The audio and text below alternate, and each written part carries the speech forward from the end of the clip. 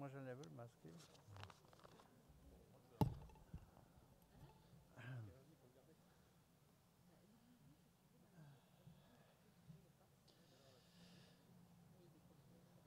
Bien, mesdames, messieurs, avec les élus ici présents, nous vous souhaitons la bienvenue au pavillon République du Conseil départemental. Nous vous remercions de participer à cette conférence débat co-organisée avec le Mémorial de la Shoah, que je tiens à remercier, et traitant de Vichy, la France antisémite. Tout cela dans le cadre de nos 4e rencontres pour l'égalité qui se dérouleront à partir de ce soir jusqu'au 17 mars. Je tiens à remercier aussi M. Talbrumman. Merci beaucoup d'être avec nous, monsieur, et de nous apporter vos lumières sur le thème de cette soirée. Aujourd'hui, les leçons du passé expliquent partiellement, mais expliquent la tragédie du présent, notamment avec l'antisémitisme grandissant et la montée des populistes xénophobes révisionnistes. Mais aussi l'histoire tragique du XXe siècle montre que les populistes sont le terreau des dérives autoritaires conduisant à la Shoah, qui vit l'extermination de plus de 6 millions de Juifs. Cet antisémite trouvera en France son débouché institutionnel avec le régime collaborationniste de Vichy, qui fit de la communauté juive le bouc émissaire des malheurs de la France. Le gouvernement de Pétain fut un auxiliaire zélé du nazisme. Qui oublie son passé est condamné à le revivre, affirmait Primo Levi. Alors n'oublions jamais ce mois de mars 2012, notamment à l'école qu'on appelle aujourd'hui Ortora, le terreau antisémite et l'aveuglement islamique ont conduit au meurtre, et je voulais saluer ici respectueusement la mémoire de toutes les victimes de cet attentat barbare des 11, 15 et 19 mars. Aujourd'hui, les leçons du passé éclairent aussi la guerre en Europe qui fait rage. Comment ce soir ne pas évoquer rapidement la guerre en Ukraine? L'agression militaire russe du 24 février bouleverse durablement l'avenir de tous les peuples. Nous condamnons fermement cette agression de l'armée russe, préparée et planifiée de longue date. Ainsi, la force enfreint le droit et la violence engendre la peur dont le but est d'asservir le peuple, un peuple qui ne veut que vivre libre, en démocratie et en paix. De plus, ce conflit suscité par la Russie est là pour tester la résistance de nos démocraties, voire les déstabiliser. Nous vivons une effroyable rechute dans les drames de l'agressivité, je dirais de la bestialité totalitaire, un accès sporadique de folie, de passion, de violence, d'un dirigeant populiste, autoritaire et belliqueux, qui ne connaît que la démonstration de la force et la menace pour asseoir un pouvoir personnel, au risque de déclencher la Troisième Guerre mondiale et l'apocalypse nucléaire. Pour le malheur des humains, l'histoire semble bégayer. Pour terminer, je dirais aujourd'hui encore, face à la montée des intolérances, de la xénophobie, des racismes et notamment de l'antisémitisme, face à la montée de l'ignorance, de la haine, du complotisme, des idées identitaires et des idéologies identitaires, de l'extrême et de l'ultra-droite, mais aussi de l'islamisme politique, nous affirmons l'obligation de la vérité historique pour combattre tous les révisionnistes. Nous affirmons l'exigence du respect de l'universalité de la dignité humaine, ainsi nous affirmons le principe d'égalité. Nous affirmons aussi la volonté d'émancipation de chacune et de chacun par l'éducation et la culture, ce chemin de liberté et d'accomplissement. Nous affirmons enfin la nécessité du partage et de la solidarité. Ainsi, nous affirmons une règle de conduite, une règle de vie de fraternité. Mesdames, Messieurs, pour conclure, dans cette lutte, Nous sommes déterminés et nous devons garder l'espérance, malgré l'actualité d'aujourd'hui.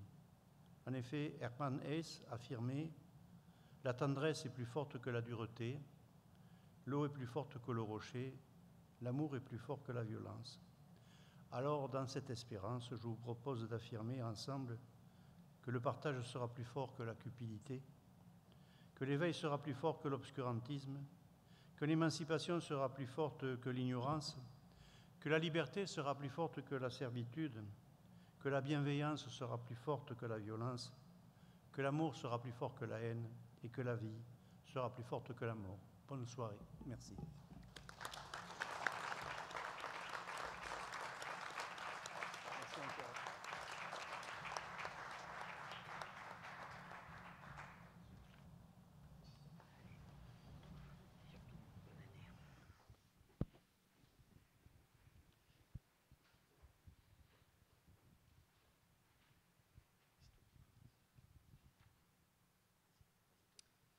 Merci, Monsieur le Président. Mesdames, Messieurs, merci d'être présents. Alors pour cette quatrième rencontre, quatrième édition des Rencontres de l'égalité, nous souhaitions, avec le mémorial de la Shoah, inviter Tal Brugman pour évoquer ensemble la question de l'antisémitisme. Savoir questionner l'antisémitisme qui est revenu dans le champ présent et savoir questionner l'antisémitisme au regard de l'histoire sur un temps long. Nous allons revenir à ses origines, nous allons revenir à sa forme, à son paroxysme sous Vichy, et nous questionnerons l'antisémitisme jusqu'à aujourd'hui, les nouvelles formes qu'il prend, les nouvelles violences qu'il opère. La présence de Tal Brugman était pour nous une évidence pour cette soirée, et je laisse Hubert Strouk du Mémorial de la Shoah nous en dire un petit peu plus sur notre conférencier. Merci, merci beaucoup. Monsieur le Président, à Antoine Grande d'avoir introduit cette discussion que nous allons avoir ce soir avec Tal Brugman. Alors, Tal Brugman vient nous voir assez souvent à Toulouse. On est toujours très très heureux de l'accueillir, mais là c'est vraiment la première fois dans le cadre de ces rencontres de l'égalité. Présenter Tal Brugman, c'est véritablement être capable de présenter quelqu'un qui a des activités très diverses, mais on peut quand même les hiérarchiser. Il est historien, chercheur, j'ai envie de dire, et ça ne sera pas de la flagornerie parce qu'on se connaît un peu, de renommée internationale, et qu'en France, véritablement, il y a quelques grands chercheurs et chercheuses sur la Shoah, et incontestablement, je crois, on peut le dire avec Antoine, que Tal en fait partie. Mais il est aussi formateur, notamment pour le Mémorial de la Shoah. Il a accompagné je ne sais combien d'enseignants en voyage d'études à Auschwitz ou sur les terres, on va dire, de la mise à mort des Juifs durant la Seconde Guerre mondiale. Il est membre de la Fondation pour la mémoire de la Shoah, commissaire de très nombreuses expositions et auteur de nombreux ouvrages. Alors ici, on a des ouvrages, on va dire, à taille réduite, me dirait Tal Brugman, mais il y a surtout de gros ouvrages qu'il a produits et qui nous donnent quand même une idée de l'ampleur de ses travaux. Un ouvrage sur les déportations, voilà, qui permettait justement de mettre en perspective cette typologie. Un ouvrage sur la logique des bourreaux, hein, donc qui ne s'intéressait pas qu'à la question, on va dire, du point de vue ou du vécu des victimes, mais aussi de celle des bourreaux. Et puis ces ouvrages qui nous montrent qu'on peut être à la fois un grand historien et en même temps avoir le souci de vulgariser, et c'est pas du tout bien sûr dans mon esprit péjoratif que de le dire, de vulgariser ce savoir avec, je crois là, deux ouvrages essentiels. Celui sur Auschwitz, voilà, qui est vraiment, je crois, l'ouvrage à connaître pour comprendre, on va dire, le fonctionnement de ce complexe concentrationnaire d'Auschwitz et le centre de mise à mort. Là aussi, les 100 mots de la Shoah, écrit avec Christophe Taricon, et historien également, et qui permet pour le coup de bien saisir l'ensemble du vocabulaire. Et puis un ouvrage alors, qui est un peu plus ancien, mais sans qu'il soit trop vieux aussi, avec un autre spécialiste du régime de Vichy, Laurent Joly, La France juive de 1936, anti-juive, pardon, merci capital, mais j'allais vite en le disant parce que je pensais justement à cette façon dont Léon Blum est pris à partie par Xavier Vallat en 1936 en France, et c'est un des points étudiés dans cet ouvrage qui me semble essentiel. Et donc, pour toutes ces raisons, nous sommes très heureux de vous accueillir, Tal, et tous ces ouvrages que j'ai pu indiquer ici, vous les retrouverez donc à la fin de cette discussion à la table qui se situe au fond avec une signature qui sera proposée par Tal. Voilà, est-ce que j'ai été complet, Tal? Ça allait? Oui, ça va, c'est bien, merci. Et donc, je laisse maintenant Antoine démarrer véritablement la discussion.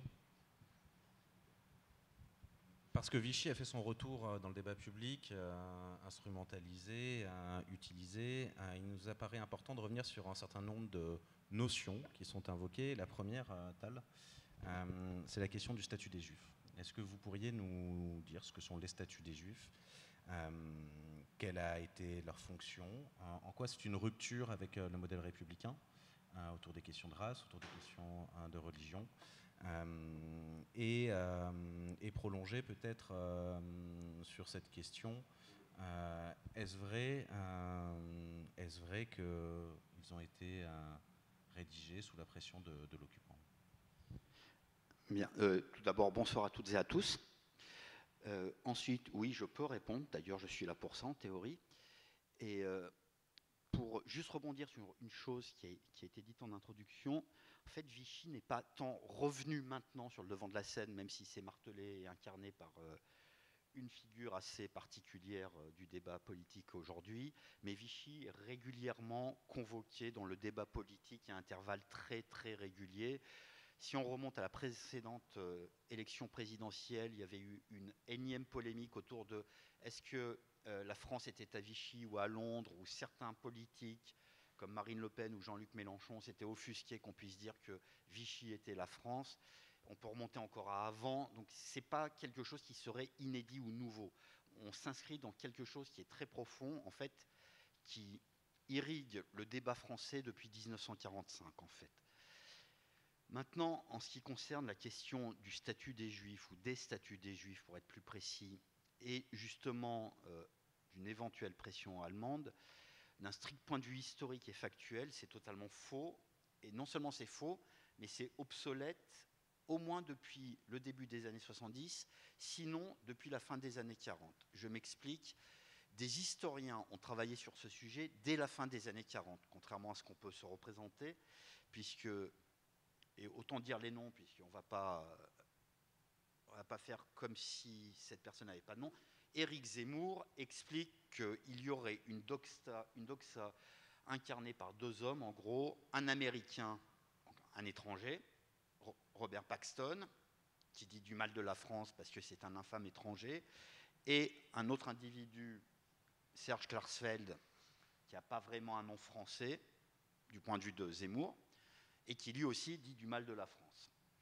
Donc, pour rassurer Éric Zemmour, ça fait très longtemps qu'on dit du mal de la France de Vichy, dès la fin des années 40, des historiens, alors qu'il n'y avait pas forcément des noms qui plairaient à Éric Zemmour, expliquaient déjà que Vichy était un régime autochtone, souverain, autonome, et qu'il avait un projet antisémite propre. Et de fait, pour aller très vite, Vichy est un régime, le maréchal Pétain, les hommes qui sont autour de lui, notamment par exemple le premier garde des Sceaux de Vichy, Raphaël Alibert, ce sont des hommes qui s'ancrent directement dans l'idéologie de l'Action française de Charles Maurras. On ne fait pas plus français comme idéologie, l'idéologie maurassienne est antisémite par essence, revendiquée comme telle, et le projet politique de l'État français s'appelle la Révolution nationale. La Révolution nationale est une reprise à peu de choses près de l'idéologie et du programme de Charles Maurras. Donc d'emblée, dès le 10 juillet 1940 et le vote des pleins pouvoirs, on a affaire à un régime qui se revendique ouvertement de cette idéologie-là, de cette ligne politique-là, et qui entend mettre en œuvre des mesures politiques antisémites. C'est dit, pas encore explicitement pour des raisons sur lesquelles on peut revenir en profondeur, mais c'est assumé publiquement dès le premier discours du maréchal Pétain, où, sans citer son discours intégralement, ce dont je suis incapable, Pétain dénonce la collusion entre le capitalisme et ce qu'il appelle le socialisme, qui agirait dans l'ombre en collusion. Autrement dit, il nous parle du complot juif international tel qu'il était évoqué à l'époque et tel que les contemporains le comprennent immédiatement. Donc si on regarde ce qui est dit à l'époque, les choses sont très claires. Ensuite, toute la fiction ou les interprétations de Vichy aurait subi des pressions de la part des Allemands, c'est quelque chose qui non seulement est faux, mais qui montre la méconnaissance qu'il y a autour de la relation entre le Troisième Reich et en l'occurrence l'occupant et ce qui est le régime de Vichy. Et pour aller très vite, il ne faut pas oublier ce qu'est la France en 1940.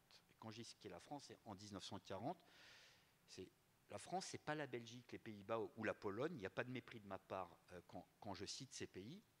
La France, malgré la défaite, est le deuxième empire colonial du monde. Il y a 80 millions d'habitants en France, sauf que la France, elle ne s'arrête pas à Marseille ou à Bastia. Elle va jusqu'à Alger, Tamanrasset, Saïgon. Et que, de ce point de vue-là, pour les Allemands, il est important qu'il y ait un régime autonome, autochtone, souverain, qui contrôle cet immense territoire, ses richesses et sa puissance, plutôt qu'il ne se retourne contre eux. À plus forte raison que ça évite de mobiliser des occupants en France. Et donc, dès l'été 40 et jusqu'à la fin de la guerre, on va avoir un jeu permanent de discussion entre l'occupant et l'État français et de préservation de l'État français. Les Allemands jamais n'imposent quoi que ce soit. Ils peuvent insister, proposer, insister très lourdement, puisque le nazi est assez lourd, mais jamais ils n'imposent quoi que ce soit parce qu'il faut préserver le maréchal Pétain et son gouvernement au profit du Troisième Reich. Donc imaginez que le régime nazi aurait imposé une ligne politique à Vichy, c'est non seulement ne pas connaître l'histoire, mais aussi ne rien comprendre à l'histoire. Mais alors, est-ce qu'on n'est pas piégé par une forme de concomitance des faits? C'est-à-dire que dans la zone occupée, d'accord, par les nazis, on a l'ordonnance du 27 septembre 40.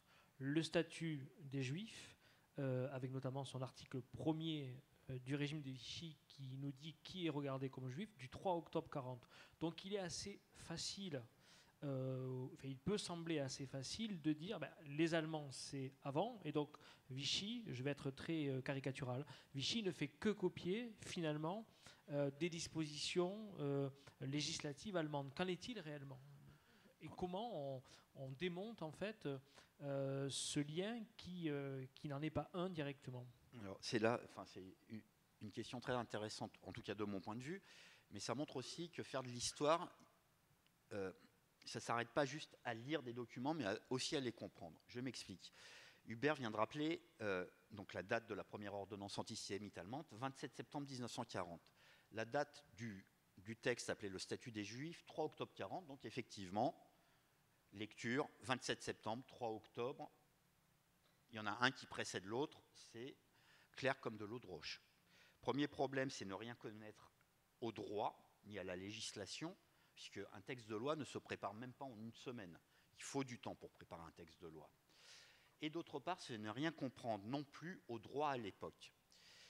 La première ordonnance allemande datée du 27 septembre 1940 est publiée officiellement le 1er octobre 1940. Elle est rendue publique sur les ondes de Radio Paris le 30 septembre 1940 au soir. Donc là, on est dans de la chronologie fine, on est aussi dans de l'histoire juridique dure, enfin dans du droit, ce qui n'est pas forcément intéressant pour l'immense majorité des gens, mais il y a aussi le côté français.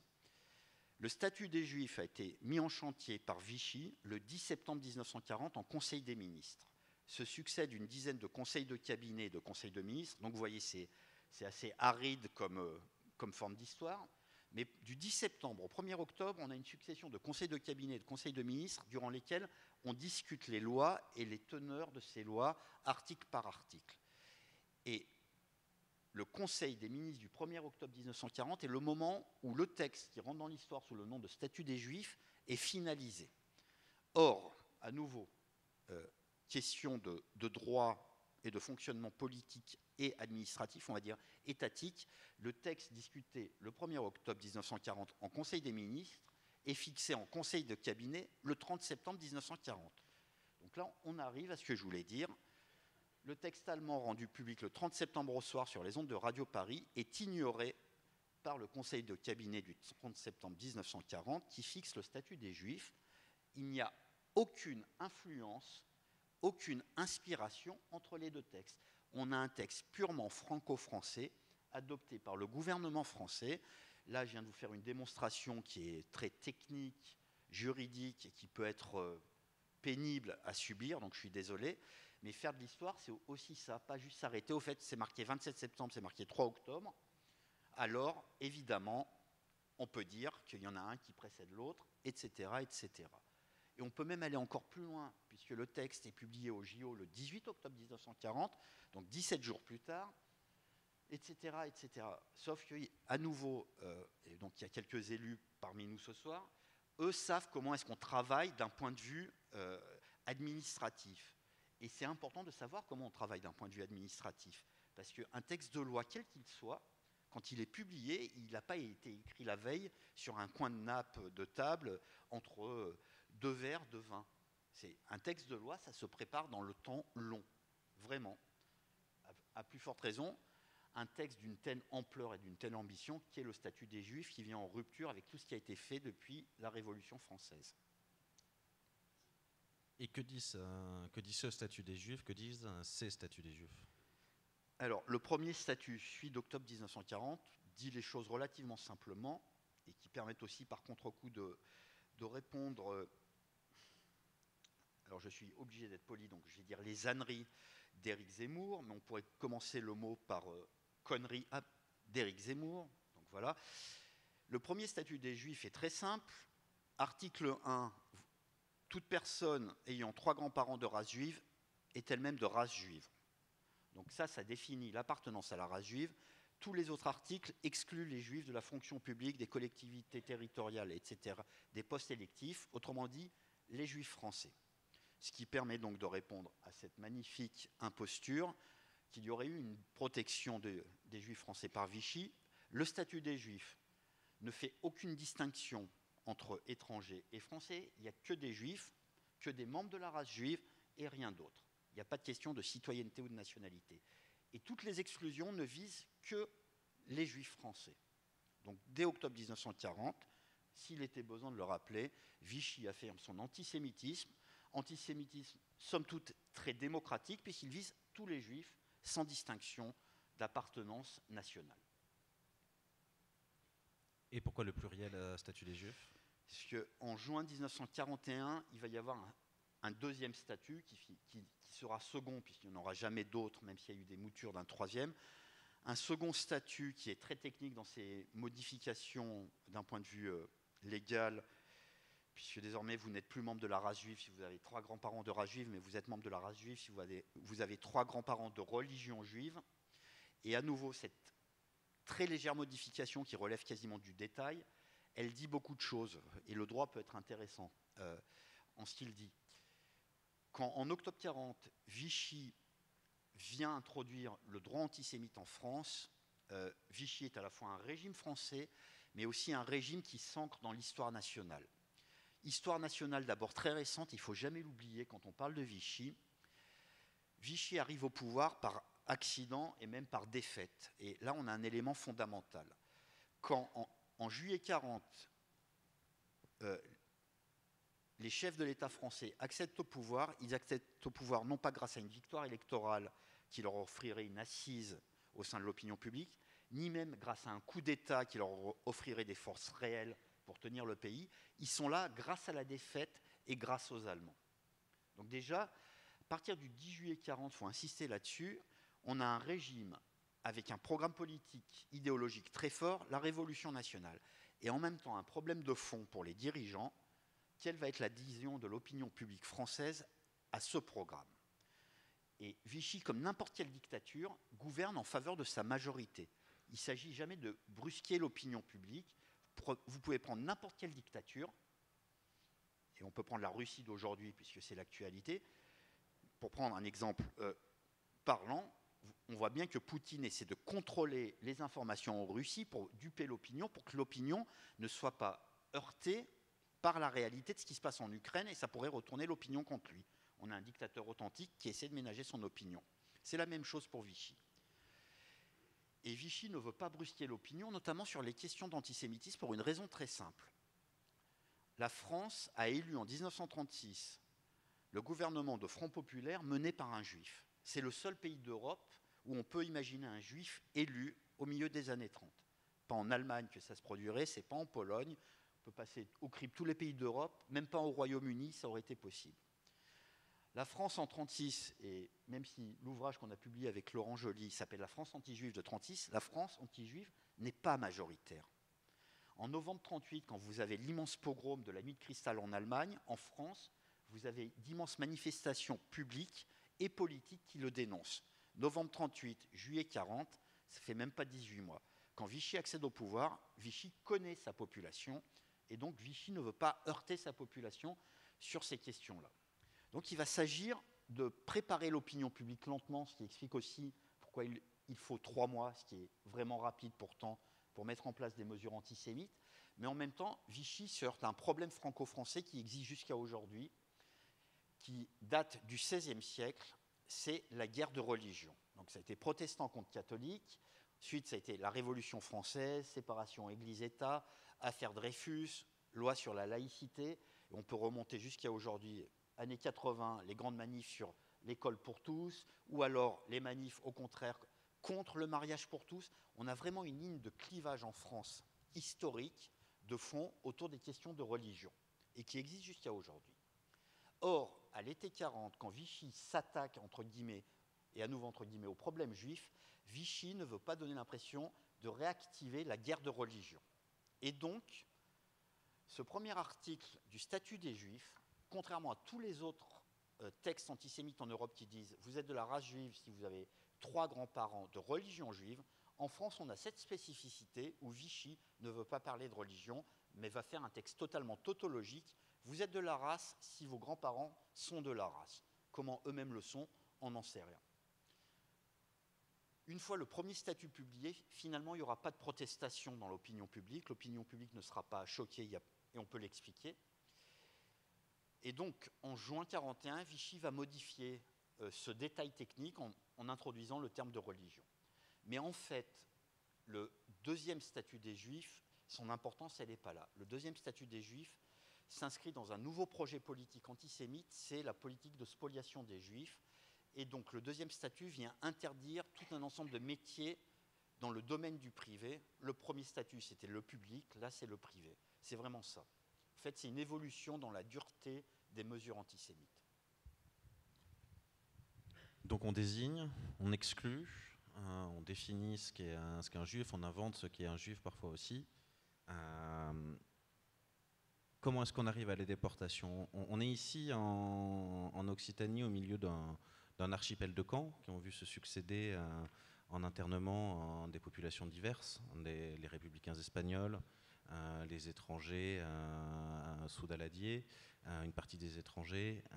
On y a vu progressivement aussi arriver des juifs étrangers. Est-ce qu'il y a une spécificité de cet internement ? Comment il se met en place ? Quel est le continuum par rapport à cette question de la désignation ? En fait, il y a énormément de choses dans la question qui vient d'être formulée. D'abord, il y a plein de catégories différentes qui s'entrecroisent difficilement en termes idéologiques.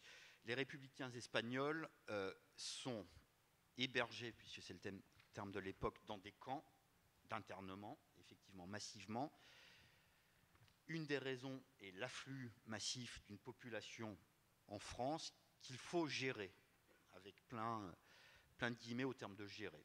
On n'est pas dans une politique exclusivement d'internement massif, même si ça relève de l'internement, il ne s'agit absolument pas de le contester. On est dans une politique, entre autres, qui entend répondre à un afflux massif de réfugiés, et là aussi, ça renvoie à une réalité pas uniquement d'aujourd'hui, mais en 2015, on a aussi eu un afflux de réfugiés qui fuyaient un conflit, en l'occurrence en Syrie.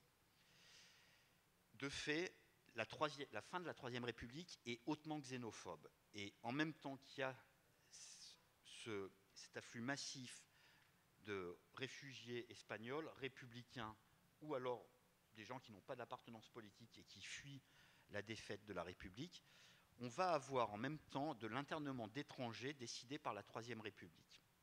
Et ensuite, l'internement va se multiplier contre différentes catégories, notamment les communistes à partir de septembre 1939, etc., etc. Ce sont des logiques républicaines avant tout, qui s'ancrent dans des politiques républicaines. Elles ne sont pas généralisées, les républicains, qui sont un demi-million à connaître les camps du Sud-Ouest, vont très largement être libérés dans les mois qui suivent l'ouverture des camps. Donc ce n'est pas une politique qui entend s'inscrire dans le temps, c'est vraiment une politique qui essaie de parer au plus pressé. Maintenant, Vichy, à partir de l'été 40, va faire de l'internement un instrument qui s'inscrit dans le temps long et qui répond à des objectifs spécifiques. Si on prend les Juifs, on a affaire à quelque chose de très particulier. En zone libre, à l'été 1940, il y a environ 140-150 000 Juifs qui se trouvent en zone libre, dont environ la moitié sont des Juifs étrangers. Donc on va prendre 140 000 personnes. Sur ces 140 000 personnes, à la fin de l'année 1940, au moins 30 000, voire 40 000 ont été internés. Autrement dit, un Juif sur 4 de la zone libre se trouve dans un camp d'internement à la fin de l'année 1940 du fait de Vichy. Ce qui permet de souligner plusieurs choses. Un Juif sur 4, c'est colossal en termes de territoire. Deuxième élément, ça permet aussi de comprendre que, exactement comme le régime nazi dans la Pologne occupée ouvre des ghettos pour concentrer les populations juives, Vichy concentre des populations juives, non pas dans des ghettos, mais dans des camps. On n'est plus du tout dans la logique qui préexistait pendant la République, où on gère des populations sous différentes façons, je ne suis pas en train de justifier cela, mais qui s'inscrivent dans un temps court, ou dans des logiques politiques, par exemple les communistes, c'est à partir du déclenchement de la guerre et du fait du pacte germano-soviétique, etc., on pense neutraliser un ennemi du fait du ralliement des communistes à la ligne de l'international, et on s'inscrit dans cette logique-là. Maintenant, avec les Juifs, Vichy entend astreindre sur le temps long cette population à l'écart, non seulement socialement, mais physiquement. Avec une réalité, si on prend le camp de Gurs, 1000 Juifs vont y mourir avant le début de l'année 1941. Et quand on regarde les textes allemands à l'époque, les Allemands estiment qu'il est pire d'être envoyé dans un camp d'internement en France que dans un ghetto en Pologne. Ça vous dit aussi quelque chose de la nature de l'antisémitisme vichiste. À la fin de l'année 40, que les Juifs meurent massivement dans les camps d'internement en France ne gêne pas l'État français. Là aussi, c'est une pierre de plus concernant l'antisémitisme de l'État français. Alors, ces camps d'internement, j'ai envie de dire qu'on les connaît bien ici à Toulouse.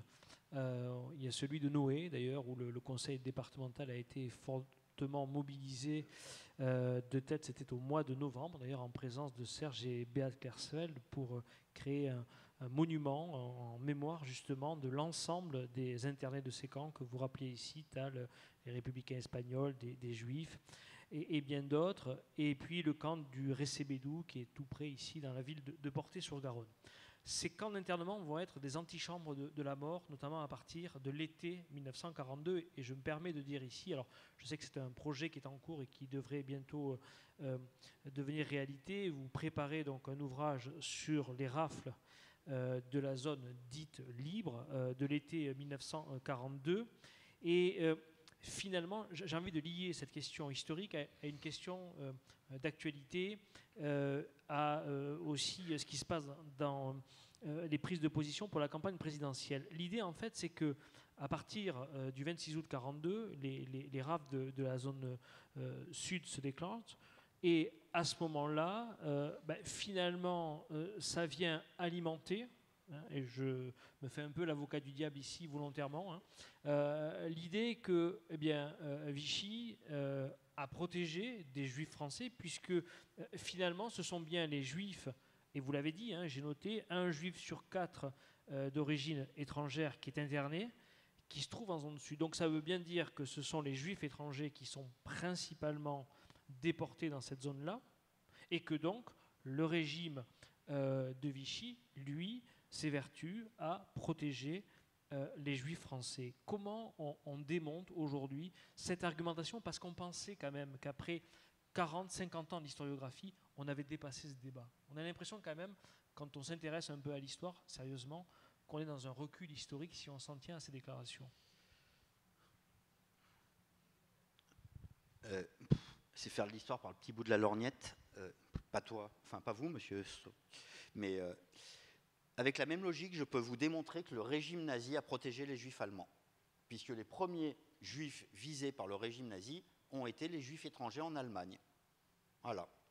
Je peux vous faire la même démonstration pour la Hongrie, la Roumanie. On peut passer tous les pays d'Europe au crible. Tous, donc, ont protégé leurs juifs nationaux et sacrifié, entre guillemets, les juifs étrangers, à commencer par le régime nazi. Et je peux donc réhabiliter très tranquillement Adolf Hitler, qu'on a très mal compris. Ou alors, on fait de l'histoire proprement. Il y a effectivement la grande rafle du 26 août 1942 en zone libre. J'ai moins de pudeur. C'est une zone qui est libre. Il n'y a pas d'Allemands.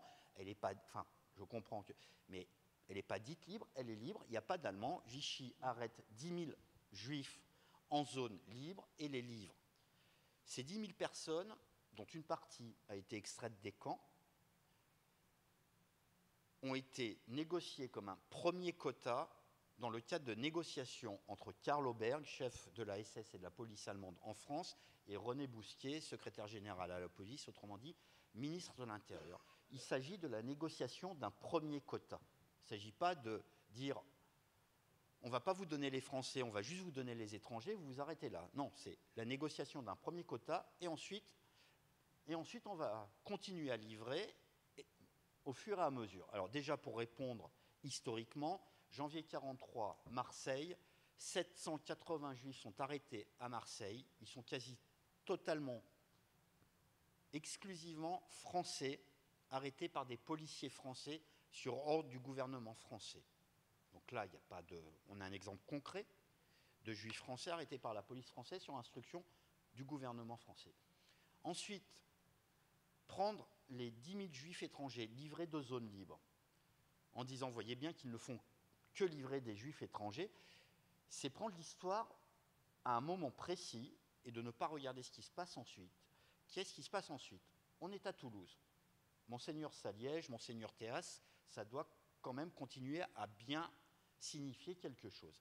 On a une immense vague de protestations d'autorités ecclésiastiques, morales, intellectuelles, ou de personnes qui ne sont rien du tout, mais qui protestent, qui désapprouvent, et qui font que Vichy, qui a négocié de livrer un premier quota, autrement dit un début avant que ne suive la suite, Vichy est contraint de reculer en matière de collaboration.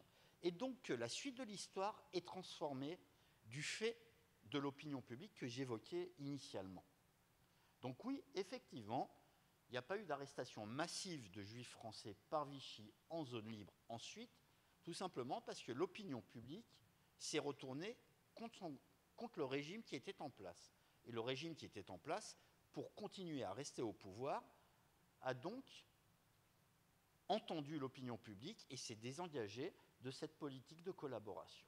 Donc là, à nouveau, c'est faire de l'histoire proprement au sens de prendre les éléments et de les analyser tels qu'ils représentent quelque chose.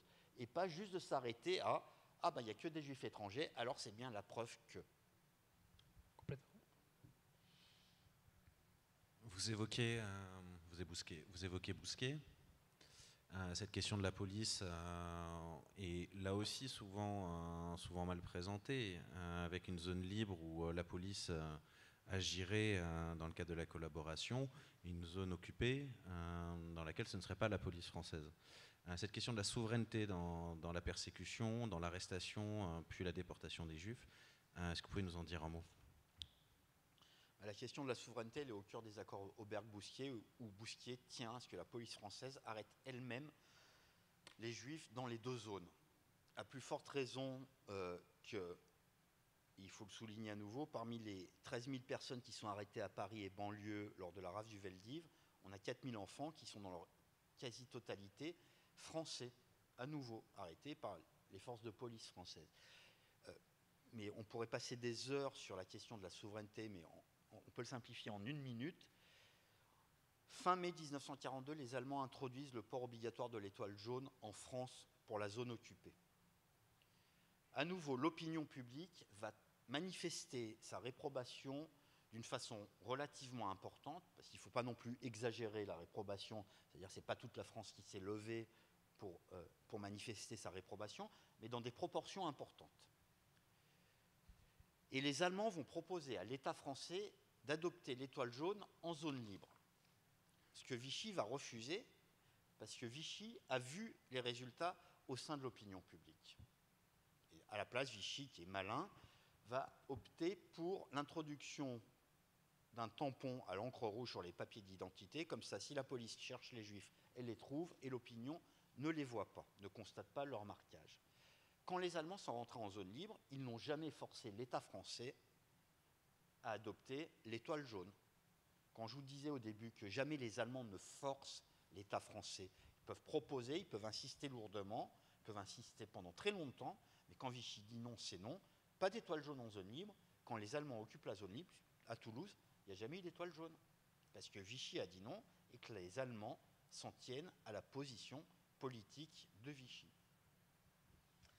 Alors merci Tal. On va essayer d'élargir maintenant la focale. Donc on voit se mettre en place, on va dire progressivement, la mise en place de l'assassinat des Juifs de France, les discours, la politique d'enfermement dans les camps, la stigmatisation avec par exemple le port de l'étoile jaune. Mais si on essaie de se poser la question à l'échelle de l'Europe, finalement, quelles ont été les étapes de la mise en place de l'assassinat des Juifs d'Europe depuis, donc, on va dire, le projet idéologique nazi, c'est quand même la matrice, on va dire, voilà, le projet idéologique nazi, les politiques d'exclusion, de ghettoisation, la mise en place de législation antisémite, jusqu'à la décision de l'extermination. Aujourd'hui, les historiens, quand ils travaillent, ils en sont où? Alors je sais que ça serait un très très long débat de retracer toute l'historiographie sur le sujet, mais on en est où sur ces différentes étapes depuis le projet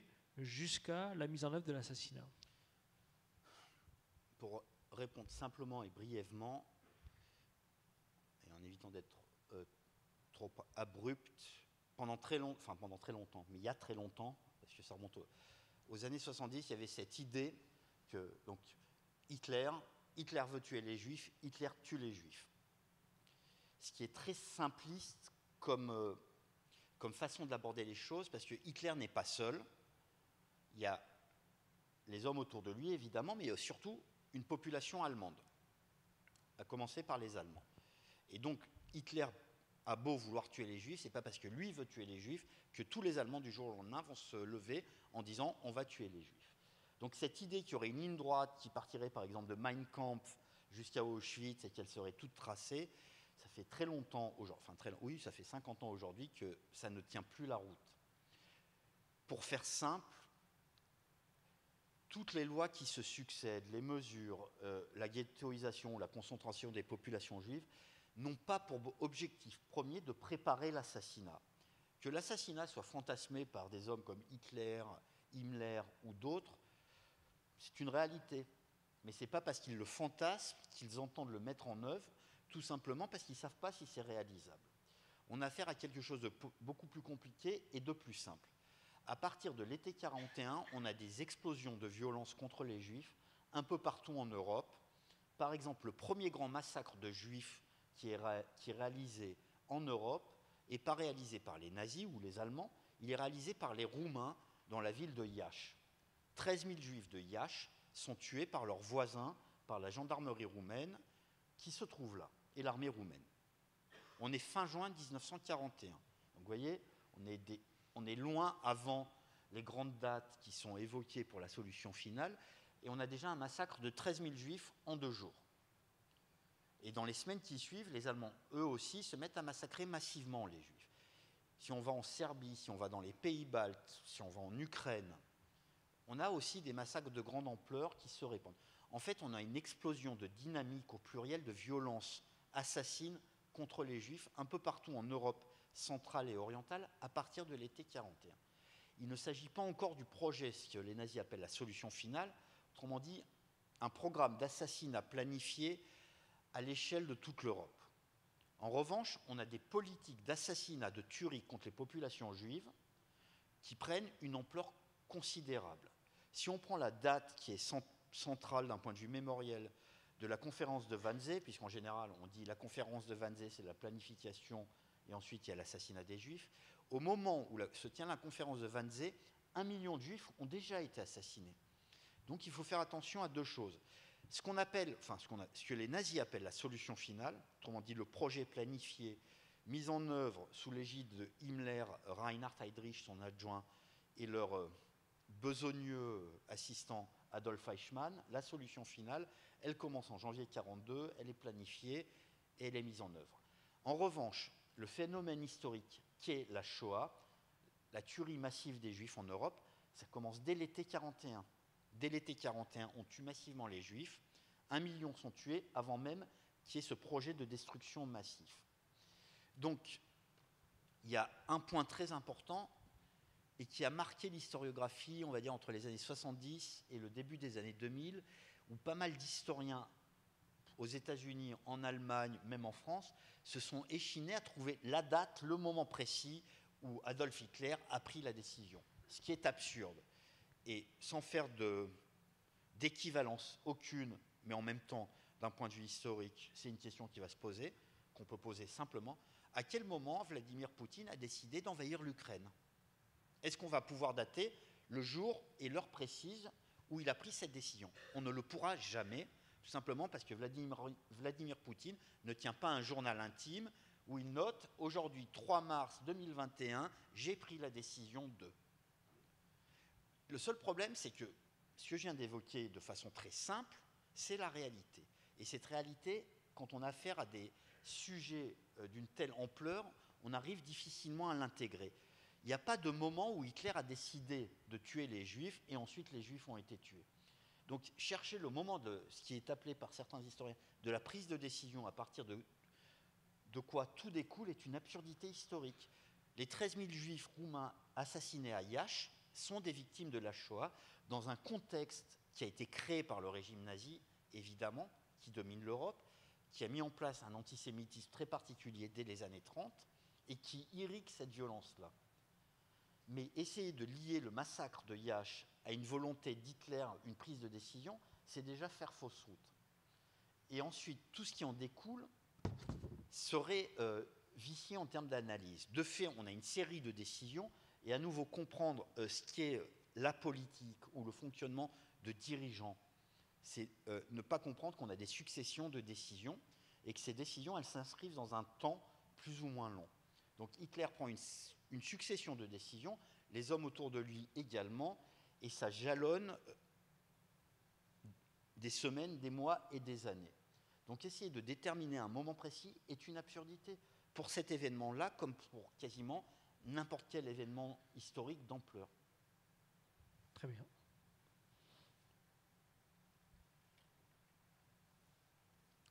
On va progressivement monter aux racines de l'antisémitisme, mais aussi se poser la question du regard qui est porté aujourd'hui sur la Shoah, la manière dont elle peut être relativisée, dont elle peut être niée, dont l'histoire peut être falsifiée, réinterprétée, et cela à dessein. Ce n'est jamais une erreur, c'est peut-être toujours un projet. Et l'actualité, malheureusement, nous rappelle que les héritiers de ces mouvements sont présents, existent dans le débat public. Donc, est-ce que sur ces deux notions, déjà, vous pourriez nous dire un mot? Qu'est-ce que le révisionnisme? Qu'est-ce que le négationnisme? Qu'est-ce qui les distingue et quels sont leurs projets? Alors, il y a beaucoup de choses qui les distinguent et pas beaucoup de choses. Le terme de révisionnisme, historiquement, naît à un moment très particulier, très précis. Au moment de l'affaire Dreyfus, ceux qui veulent la révision du procès s'appellent les révisionnistes. Jaurès, enfin, on va les mettre dans l'ordre, Clémenceau, Zola, Lazare, ensuite Jaurès, plus tard, et d'autres, sont des révisionnistes. Donc c'est ça le révisionnisme historiquement. Ensuite, dans les années 60, apparaissent, enfin, ils commencent à sévir dès le début des années 50, des abrutis qui nient la réalité de la Shoah, des chambres à gaz, et qui se revendiquent comme étant des gens qui révisent l'histoire au même titre que Clémenceau et Zola. Et donc ils se parent de ce terme-là en disant « nous sommes des révisionnistes ». Terme qu'ils vont marteler et qui va leur être attribué pendant très longtemps, il continue à être utilisé à leur encontre, jusqu'à ce que dans les années 80-90, notamment par l'entremise d'Henri Rousseau, le terme de négationniste, puisque ce sont des négateurs, ne soit utilisé pour les qualifier. Donc, le terme de révisionniste est historiquement justifié dans certains cadres. quand on révise l'histoire ou alors des décisions judiciaires, et il a été revendiqué pour être tordu et retourné par les négationnistes. Donc il y a énormément de différences de fond entre les deux termes. Maintenant, d'une certaine façon, le négationnisme en histoire, il ne touche pas que la Shoah, il ne touche même pas que l'histoire. On a pu admirer ces 2 dernières années des gens qui niaient la réalité de la pandémie. Donc voilà. Et là, on a des gens qui nient la réalité des bombardements sur des hôpitaux dans des villes ukrainiennes. Donc la négation d'une réalité n'est pas propre à ce phénomène historique-là ou à d'autres génocides, qu'il s'agisse du génocide des Arméniens ou de celui des Tutsis du Rwanda, même si ça y est très fortement attaché. Mais la négation des crimes de guerre, et à nouveau, si on se tourne vers l'Ukraine, il faut se rappeler qu'en Syrie, il y a eu la négation des gazages commis contre les populations civiles par Assad et ses alliés, dont la Russie. Donc la négation, elle est omniprésente dans nos sociétés, pas que sur ces sujets-là. Elle est souvent présente quand on a affaire à de la violence, ou pas forcément, la pandémie ne relève pas de la violence, et on a des gens qui ont prospéré sur la négation de cela. Donc voilà pour répondre très rapidement. Alors dans cette nécessité de distinguer le vocabulaire concernant, de manière générale, la question de la haine des Juifs, on emploie couramment le terme d'antisémitisme. Faut-il l'employer au singulier aujourd'hui? Faut-il l'employer au pluriel? Première chose. Peut-être rappeler aussi l'origine, dans quel contexte il s'inscrit. Que devient alors dans cet élément-là la question de l'antijudaïsme? Et puis d'autres encore utilisent, et ce d'ailleurs depuis le 19e, mais ça a été réactivé au début des années 2000, le terme de judéophobie. Pour faire clair aujourd'hui, dans le contexte historique et actuel, est-ce que le terme antisémitisme reste toujours le terme, on va dire, qu'il faut utiliser pour dénoncer, pour mettre en avant la haine des Juifs? Alors, votre question est très intéressante, très importante et très longue en termes de réponse. Donc, j'ai essayé de la simplifier parce que s'il faut expliquer d'où vient la généalogie du terme, etc. Pour aller très vite, le terme antisémitisme est apparu en Allemagne durant les années 1870-1880, utilisé par Wilhelm Marr, qui est le premier théoricien de l'antisémitisme, pour expliquer que les Juifs complotent contre les Allemands et que donc il faut lutter contre les Juifs, être antisémite. Sémite étant entendu comme la désignation des seuls Juifs, par ailleurs. Maintenant, cette question de fond sur judéophobie, antijudaïsme, etc., elle est intéressante, mais pas vraiment. Pour une raison très simple, vous l'avez dit, je travaille beaucoup à l'international, ce qui justement me permet de me rendre compte que ces termes-là qui sont revendiqués par certains historiens ou intellectuels en France n'ont aucune existence ailleurs. Alors en France, on tend à penser qu'on est toujours meilleur que les autres, ce qui est souvent le cas, mais ce qui n'est pas forcément tout le temps le cas. Et que là, en l'occurrence, si des chercheurs américains, britanniques, allemands, qui sont quand même bien placés sur ce champ-là, israéliens ou d'autres, utilisent avant tout antisémitisme et pas les autres termes, c'est qu'il doit y avoir quelque chose qui ne colle pas. Pour répondre autrement, c'est qu'on n'a pas uniquement sur ce champ-là, mais sur plein d'autres champs, si on prend le champ des génocides par exemple, une floraison de gens qui viennent nous proposer plein d'autres termes. Génocide, ça ne leur convient pas, donc ils proposent ethnocide, ou alors d'autres termes qui viendraient remplacer. On sait à peine, et je parle chez les historiens, on sait à peine ce qu'est un génocide, mais on vient nous proposer d'autres termes qui viendraient qualifier d'autres réalités dont on ne sait même pas à quoi elles correspondent forcément. Il y avait politicide, etc., etc. Donc à chaque fois, quelqu'un se réveille en disant « ce terme-là ne me convient pas, je vais en proposer un autre ». Ce qui est très bien. Le seul problème, c'est que ce n'est absolument pas convaincant. Donc judéophobie, à la place d'un terme qui est utilisé par des scientifiques depuis très longtemps et qui est communément admis, alors oui, chaque terme pose problème, mais c'est comme si demain, je venais vous expliquer, et quoique j'ai entendu des abrutis le dire, Je ne suis pas homophobe parce que je n'ai pas peur des homosexuels et que l'homophobie, c'est la peur des homosexuels. Voilà. Donc je ne suis pas homophobe, mais j'aime pas les homosexuels parce que je les aime pas. Donc je vous ai redéfini l'usage du terme. Il va falloir trouver un autre terme pour qualifier ma nouvelle position c'est totalement absurde. Totalement absurde. Donc non, il y a des termes qui ont été, on va dire, communément admis par un éventail relativement large de scientifiques, mais pas que, de militants. La LICA, qui est devenue la LICRA, le A signifie quoi? Le A signifie quoi, Hubert? Antisémitisme. Pas anti-judaïsme, ce n'est pas judéophobie. Les gens qui ont créé la première grande association pour lutter contre l'antisémitisme l'ont appelé contre l'antisémitisme. Ils ne l'ont pas appelé pour l'amour des juifs ou que sais-je. Donc voilà. Donc remettre en permanence en cause ces termes sans même regarder l'histoire au sens premier, ni regarder ce qui se fait ailleurs, revient à dire je suis plus intelligent que les autres, je suis moi-même persuadé. Non, moi j'en suis pas persuadé. Mais ça revient à dire que tous les autres se trompent, ce qui peut parfois être le cas, mais n'est pas Einstein qui veut. Donc cette floraison de termes qui viendraient répondre à des problèmes que posent les autres termes, puisque antisémitisme, les gens s'amusent à dire oui, mais il n'y a pas que les juifs qui sont sémites, ce qui est très intéressant, parce que les sémites, ça n'existe pas. Ni les juifs, ni les arabes, ni les éthiopiens ne sont sémites, c'est une invention du racisme. Donc quelqu'un qui vient vous dire il n'y a pas que les juifs qui sont sémites, c'est très gentil, Coco, mais tu es en train de m'expliquer un truc qui est raciste. Les juifs, les arabes, les éthiopiens ou d'autres parlent des langues sémitiques. Mais les sémites en tant que population, ça n'existe pas. C'est une invention du racisme de la fin du XIXe siècle. Et donc les gens qui viennent vous dire antisémitisme, ça ne marche pas, il nous faut un nouveau terme, ben non, c'est le terme qui est utilisé par ceux qui haïssent le groupe et par ceux qui répondent à cette haine-là pour la contrer. Donc on peut toujours s'amuser à inventer des termes, mais à l'arrivée, ça ne sert pas à grand-chose, de mon point de vue.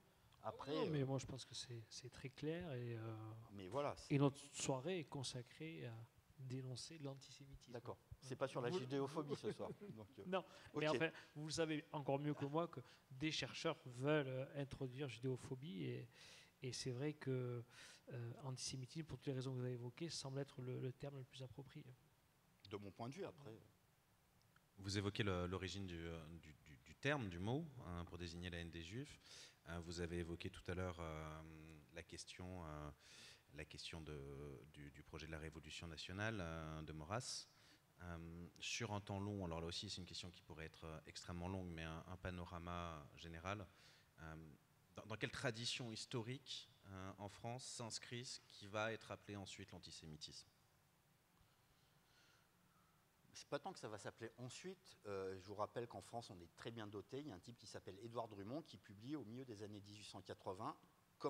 C'est un phénomène qui naît dans tout un ensemble de pays européens au même moment, l'antisémitisme. Tel qu'il est. Et le mot apparaît à ce moment-là. Maintenant, l'antisémitisme, sans rentrer dans de l'histoire détaillée, n'est pas né en 1880. Pas plus que le racisme.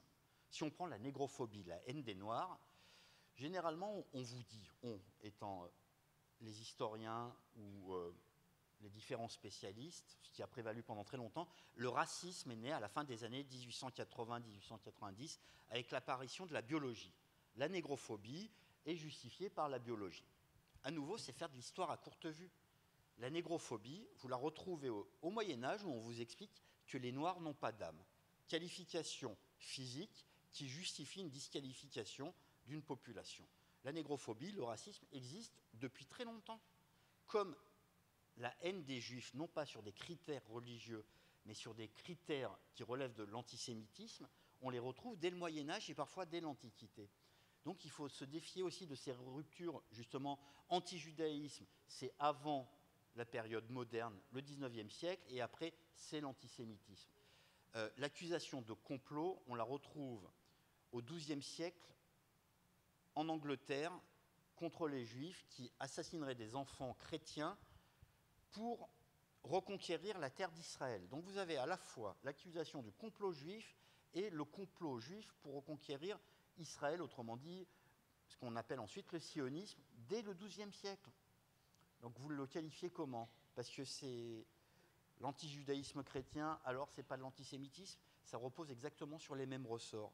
Donc essayez de faire des lignes de découpe très claires qui diraient avant l'apparition des sciences, la biologisation, la génétique, c'est ça, et ensuite c'est autre chose, c'est perdre de vue que non, on a affaire à des choses qui s'inscrivent sur un temps très long, que la disqualification de certaines populations, et pas que les juifs, la disqualification des populations noires par exemple, c'est quelque chose qui s'inscrit dans un temps très long.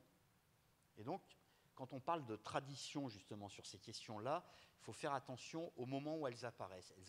Les choses n'apparaissent pas à un instant T et qu'on pourrait immédiatement, je l'ai dit tout à l'heure, mais immédiatement identifier. On est vraiment sur des phénomènes beaucoup plus larges. Maintenant, l'antisémitisme en France, il ne se distingue pas en termes franco-français de l'antisémitisme allemand. On va avoir des courants, pour aller très vite, l'antisémitisme de Vichy n'a rien à voir avec l'antisémitisme nazi. On a affaire à un antisémitisme qu'on pourra qualifier de traditionnel, qui s'inscrit par exemple dans Drummond, mais beaucoup plus même dans Maurras et diverge de celui de Drummond. Donc on a des courants différents, qui ne sont pas tant géographiques que idéologiques et qui relèvent de différents courants de pensée.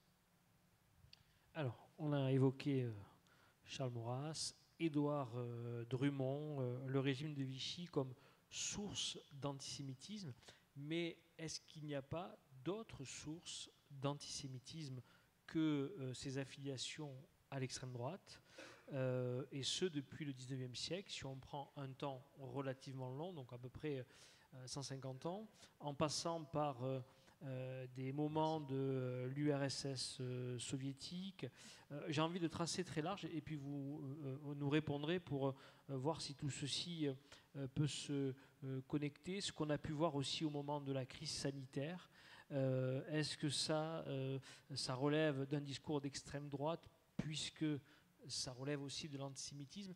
Voilà, quelles sont les différentes affiliations de l'antisémitisme? Est-ce que la seule source qui irrigue cette idéologie, c'est véritablement l'extrême droite? Pardon. Question trop longue, hein, encore. Oui, non. Enfin, oui, mais non. Non, surtout, il y a quelque chose qui est important, mais qui vous montre aussi comment l'histoire peut être marquée par l'histoire elle-même. Je m'explique.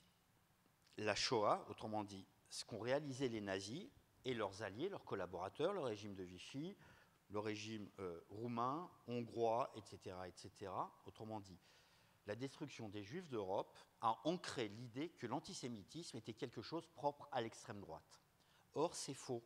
Historiquement, l'antisémitisme n'est ni de droite ni de gauche, il est partagé par l'ensemble de l'éventail politique. Si vous prenez la figure tutélaire de la gauche française au début du XXe siècle, Jean Jaurès a été antisémite, a tenu des discours politiques antisémites avant qu'au moment de l'affaire Dreyfus, il ne fasse un aggiornamento sur cette question-là, justement. C'est au moment de l'affaire Dreyfus où une partie de la gauche française a disqualifié l'antisémitisme, à commencer par le premier d'entre eux. Pour faire simple, pour la droite et l'extrême droite, le juif c'est l'étranger, le juif c'est le traître, Dreyfus. Pour la gauche et l'extrême gauche, le juif c'est le capital. Et donc, l'antisémitisme, il trouve des vecteurs, des ressorts, des moteurs dans tous les bords politiques. À ceci près qu'à partir de 1945, seul l'antisémitisme d'extrême droite a été disqualifié. Celui de gauche n'a pas été touché. Il a continué à prospérer autrement. À partir de 1944-1945, mais même dans les années d'avant la Seconde Guerre mondiale, le régime soviétique de Staline met en place une politique antisémite, assumée comme telle, à ceci près que le mot antisémitisme est disqualifié. Donc Staline ne dit pas « je m'attaque aux juifs », Staline va mettre en place une autre terminologie, enfin Staline et les hommes autour de lui. Notamment dans le verbiage communiste de l'époque, communiste soviétique, on parle des cosmopolites sans racines. Et à partir de 1948, il va y avoir une autre accusation qui est l'accusation de sionisme. Alors, l'antisémitisme soviétique, il faut rappeler une chose, on tue des juifs en URSS. vous avez tout un groupe d'intellectuels juifs qui vont être arrêtés et exécutés. Ça s'appelle la nuit des poètes juifs assassinés. Donc c'est vraiment une réalité qui est une réalité, là aussi meurtrière. Évidemment, ce n'est pas la solution finale, mais on tue des juifs, on disqualifie des juifs, on les pousse hors de la société en URSS et dans les pays frères. Et pour ceux qui ont de la culture ou qui sont des personnes âgées comme moi, il y a un excellent film de Costa Gavras avec Yves Montand qui s'appelle L'Aveu, pour ceux qui s'en rappellent, qui parle du procès Slansky. Dans les années 50, dans tout le bloc de l'Est, on va avoir une série de procès politiques contre des personnalités juives des gouvernements communistes qui vont être accusés d'être des agents sionistes. Et ce sont d'immenses purges politiques fondées sur l'antisémitisme. La dernière grande purge politique antisémite a lieu en Pologne en 1968. Et il y a 50 000 juifs de Pologne qui sont mis à la porte de la Pologne puisqu'ils partent avec des passeports sans retour. Ils ont le droit de sortir, mais pas de revenir chez eux. Donc, il faut vraiment comprendre une chose, l'antisémitisme existe et a toujours existé dans une partie des gauches ou des extrêmes gauches. Et à cause de la Seconde Guerre mondiale et de la Shoah, une partie de ces gauches-là s'est exonérée de se pencher sur cette histoire-là, au point que ça revient régulièrement sur le devant de la scène. On l'a vu au Royaume-Uni, on le voit en France régulièrement avec des déclarations hautement problématiques de certains responsables on va dire de gauche, plutôt très à gauche, où on revoit réapparaître des vieux thèmes de l'antisémitisme. Donc ce n'est pas quelque chose qui est propre à la droite. Il faut vraiment le comprendre. Il ne s'agit ni de réhabiliter, ni de disqualifier la droite ou la gauche. Il s'agit juste de rappeler ce qu'est l'antisémitisme. Alors pour revenir à Éric Zemmour, qui, vous l'avez bien démontré, est-ce qu'il est le catalyseur de plusieurs traditions de droite ou est-ce qu'il est l'héritier d'une tradition de droite? Peut-être vous nous en direz un mot dans la réponse. Il s'appuie, Éric Zemmour, sur des travaux qu'il présente lui comme étant historiques. Là aussi, on en reparlera en fin de cette séance, avant de passer aux questions. Cependant, Éric Zemmour réfute régulièrement le fait d'être antisémite, invoquant ses origines. Comment est-ce qu'on peut répondre à ça? Quel argument on peut opposer à ça lorsqu'on y est confronté?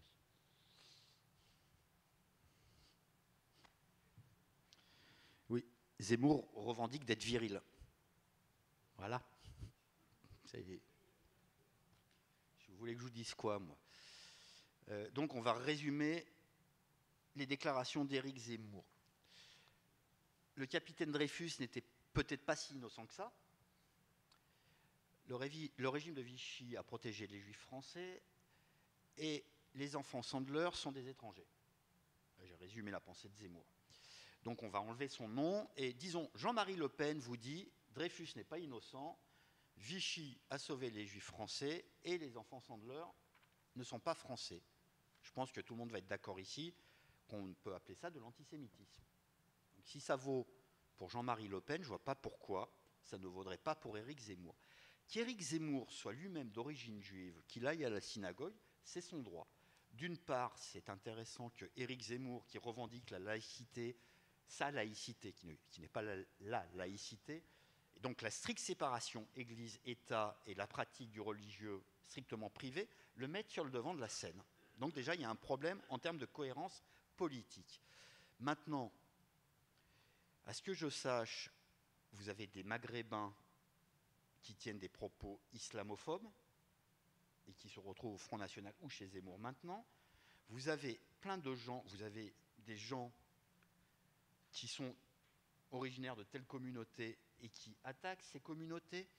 En Hongrie, on a eu des militants de l'extrême droite nationaliste hongroise, beaucoup plus à droite que Orban, qui étaient d'origine juive. Même chose en Russie dans les années 90. Donc vous pouvez être juif et être stupide, antisémite, débile. Il y a plein de possibilités. Le fait d'être juif ne vous donne aucune particularité différente du fait de ne pas être juif. Éric Zemmour n'est pas différent des autres. Éric Zemmour tient des propos antisémites, il les martèle, il les revendique, il les écrit. À un moment, quand on écrit des choses, noir sur blanc, qu'on les dit, il faut quand même lui accorder une cohérence. Il n'est pas toujours très cohérent, mais il écrit souvent. Je finis par le croire. S'il dit que Dreyfus n'est pas innocent, ben on va dire oui, vous êtes antisémite. Voilà. Oui, donc Éric Zemmour est un juif antisémite, ça existe, c'est tout. Vous avez parlé de la famille Sandler par rapport à des déclarations de ce polémiste. Ça nous amène quand même inévitablement à Toulouse, et le président rappelait tout à l'heure que le 20 mars, une journée entière sera consacrée à cet hommage aux victimes des actes terroristes qui ont été commis ici dans la région, à Montauban et à Toulouse. Et c'est pour ça aussi que je vous interrogeais sur la judéophobie, et j'ai très bien compris votre position.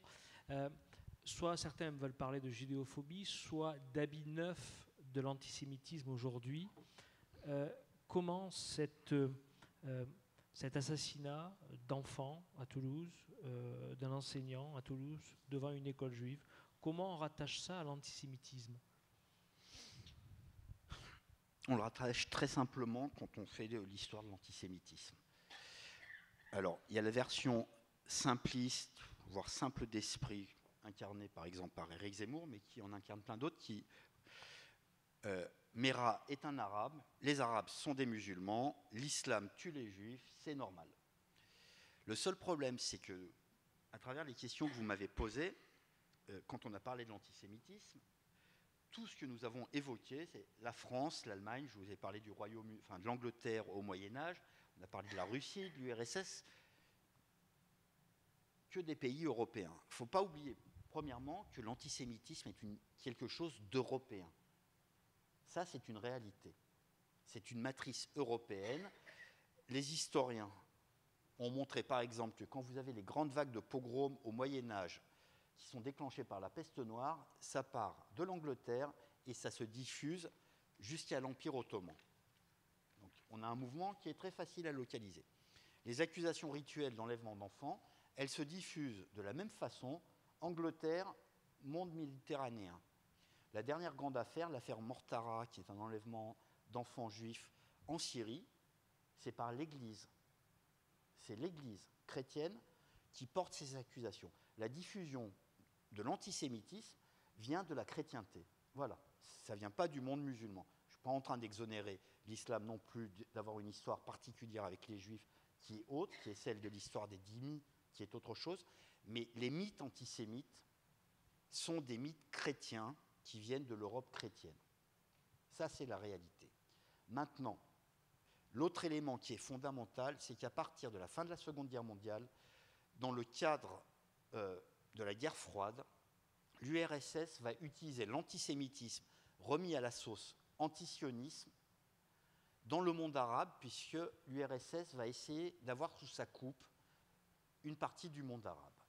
Et les États qui sont des dictatures, des monarchies ou des régimes forts dans le monde arabe à l'époque, l'Égypte, la Syrie, la Jordanie, et on peut tous les passer au crible, l'Irak, vont utiliser l'antisémitisme au sein de leur population dans le cadre de la guerre avec Israël. Donc on va avoir une utilisation à la fois de l'antisémitisme et de l'antisionisme dans le cadre de la guerre israélo-arabe, sur un fond très cynique, à la fois par les soviétiques et par ces régimes dictatoriaux du Moyen-Orient, qui vont faire irriguer et circuler l'antisémitisme très largement. C'est à cette période que Mein Kampf, les protocoles des sages de Sion et des dizaines d'autres ouvrages occidentaux sont traduits. C'est à cette époque où des spécialistes locaux vont s'adonner eux aussi à des écrits antisémites. Donc c'est vraiment à cette période-là où l'antisémitisme va se répandre dans le monde arabe et pas forcément dans le monde musulman.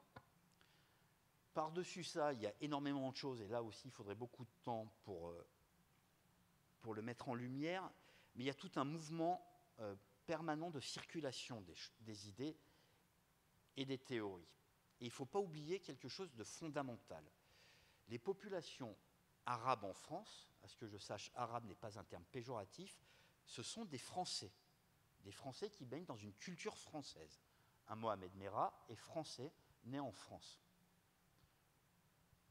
Leur source, ce n'est pas les imams qui se trouvent en Arabie Saoudite ou au Pakistan en premier lieu en matière d'antisémitisme. Leur source, elle s'appelle Alain Soral et Dieudonné. Ni l'un ni l'autre n'est musulman. Par contre, ils déversent de l'antisémitisme ordurier, tout ce qu'il y a de plus traditionnel, qui s'inspire pour Soral même du nazisme le plus évident. Donc, cette population française, qu'elle soit d'origine arabe en termes ethniques ou d'origine auvergnate, bretonne ou dauphinoise, parce qu'il y a les mêmes de l'autre côté, ben, elle s'abreuve d'abord chez des antisémites locaux qui ont prospéré sans que ça pose trop de problèmes. Qu'ensuite viennent se combiner d'autres revendications, à commencer par le conflit israélo-arabe et la question de la Palestine comme justification à l'antisémitisme, c'est une évidence. Et là, on a une importation du conflit. Mais pensez, de toute façon, en plus, il y a quelque chose de très intéressant et de très simple à poser, c'est que jusqu'en 1945, la Shoah, c'est de dire « vous n'avez rien à faire chez nous, cassez-vous, ou on vous tue, et à la fin, on vous a tué ». Et désormais, les antisémites expliquent, et souvent des antisémites qui ne s'assument pas comme étant antisémites, expliquent qu'il n'y aurait pas d'antisémitisme s'il n'y avait pas d'État d'Israël. Autrement dit, on a une inversion totale du reproche. Autrefois, les Juifs étaient chez nous, il fallait s'en débarrasser. Maintenant qu'on s'en est débarrassé, il faudrait qu'ils reviennent chez nous. Donc en fait, non, c'est toujours la même chose. Mais se combine énormément d'éléments entre l'utilisation par des régimes cyniques de l'antisémitisme à des fins de manipulation de l'opinion publique. Pour vous donner qu'un seul exemple, quand il y a eu les printemps arabes, en particulier en Libye et en Syrie, les deux régimes, Assad et Kadhafi, ont commencé à utiliser l'explication des Juifs, en disant ce qui se passe dans la rue, c'est un coup des sionistes, et d'habitude ça marchait, là ça n'a pas marché, on a vu les conséquences. Donc voilà, utilisation cynique de l'antisémitisme, et en l'occurrence, ça a marché pendant très longtemps, et ça a cessé de marcher. Mais pensez que Merah, par exemple, serait un pur produit des madrassas au Pakistan, en oubliant que c'est un gamin qui a grandi à Toulouse, qui était abreuvé d'une culture française, avec Dieudonné, par exemple, ou Soral, c'est oublier une grosse partie du problème. Et in fine, c'est se dédouaner, nous, Français blancs, du fait que, oui, l'antisémitisme, Alain Soral, il est français blanc. Il n'est pas maghrébin. Il ne vient pas du Pakistan ou d'Arabie Saoudite. Donc on a affaire à un problème beaucoup plus vaste que juste ce point-là. Et évidemment que l'antisémitisme islamiste tue, c'est une évidence, et la France est malheureusement bien placée pour le savoir. Mais ce n'est pas le seul antisémitisme qui tue aujourd'hui. En Allemagne, aux États-Unis, on a tué des juifs, et là c'était l'extrême droite. Où on a essayé de tuer des juifs, et on a échoué, comme en Allemagne, où un type d'extrême droite a attaqué une synagogue. Dans l'actualité, il y a aussi aujourd'hui l'attaque de l'Ukraine par la Russie. Et comme vous l'avez dit, dans la manière dont Vladimir Poutine parle à sa population, un dictateur ne peut pas perdre sa population. Il y a aussi un combat des notions, des notions qui sont liées au registre de la Seconde Guerre mondiale. Cette dénazification qui est trop souvent reprise, qui est trop souvent réinterprétée, est une façon aussi de dédouaner cette histoire de l'antisémitisme russe, de l'Union soviétique. Est-ce que vous pouvez nous dire un mot sur cette emprise des mots et cette politique des mots ? Ce qui se passe en Ukraine donne lieu à...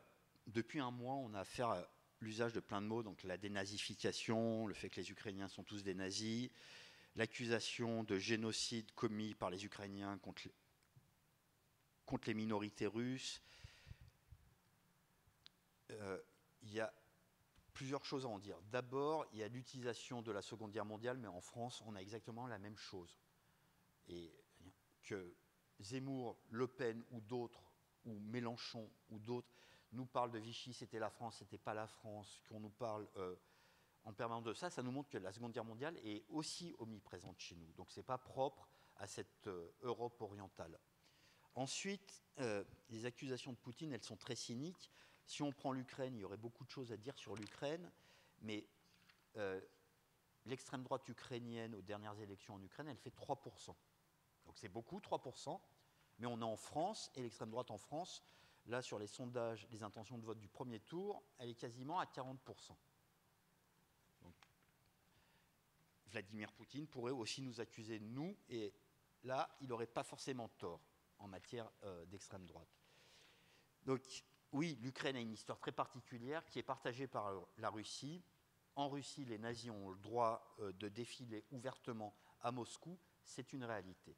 Poutine porte des accusations qui sont très largement fausses contre l'Ukraine, alors que lui-même donne carte libre aux nazis chez lui.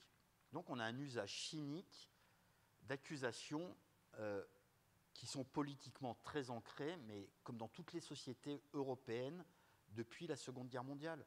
L'Allemagne, c'est la même chose. La Pologne, même si là aussi ça soulève plein d'interrogations, c'est la même chose. Les pays baltes, c'est la même chose. Donc on peut passer tous les pays au crible, ils ont tous un rapport très important avec la Seconde Guerre mondiale. L'usage du terme de génocide par les Russes, même si des Ukrainiens aussi commencent depuis quelques jours à accuser les Russes de vouloir commettre un génocide. Alors là, on est dans une autre position et dans une autre posture, et l'usage peut s'entendre, même si là aussi ça ne correspond pas à la réalité. Ça correspond à des dévoiements politiques, tout ce qui est de plus classique et traditionnel. Sauf que la question qu'il faut vraiment se poser, c'est que quand Poutine accuse les Ukrainiens d'être des nazis, ce qui est une absurdité totale, il faut insister là-dessus, dans quelle mesure il s'adresse à nous ou à sa population? Et en l'occurrence, il s'adresse avant tout à sa population.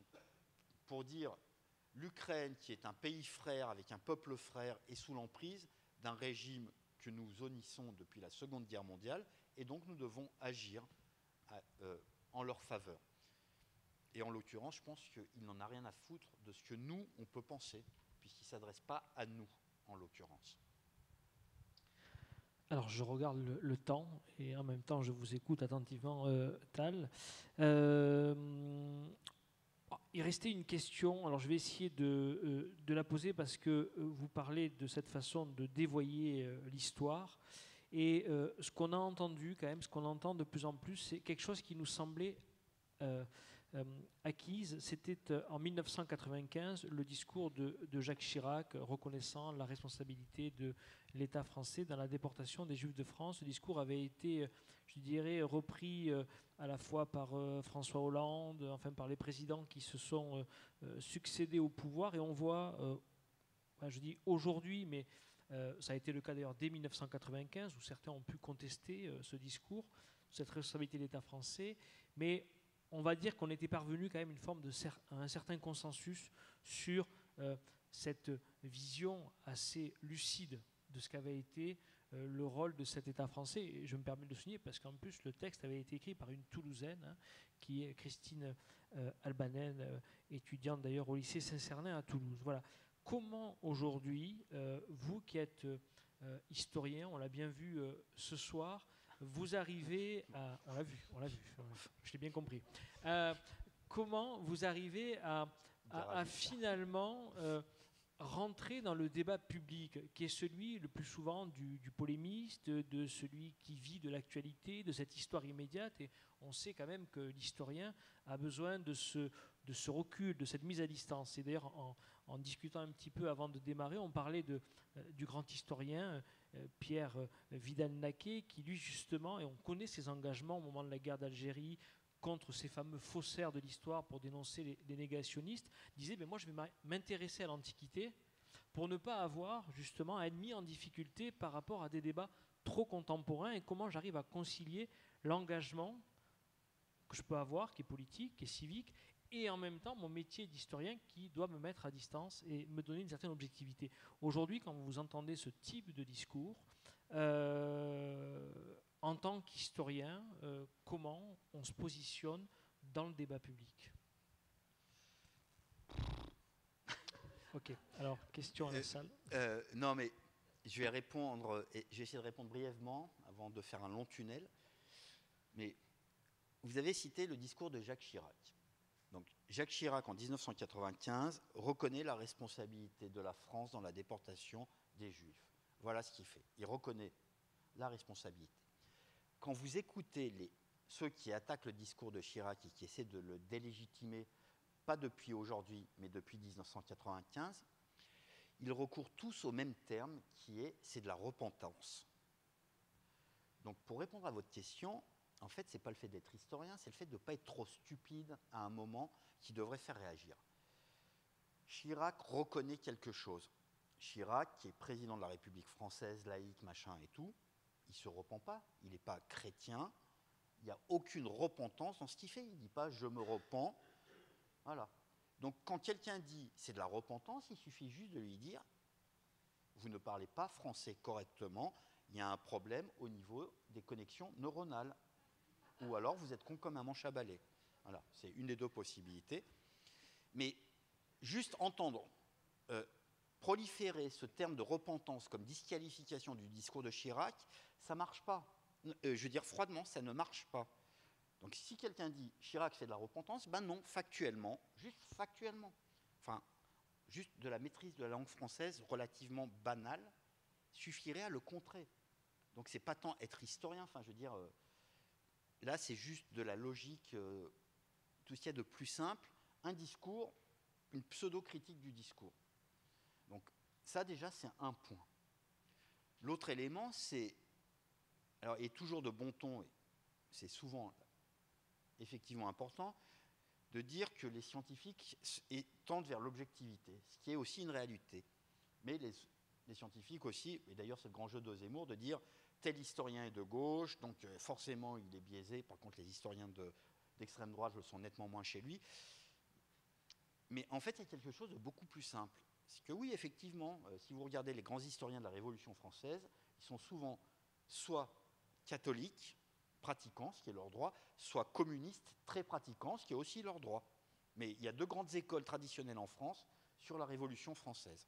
Donc voilà, c'est propre à tous les champs historiques qu'on retrouve des clivages politiques pour plein de raisons dans ces analyses historiennes. Maintenant, les faits, eux, sont objectifs.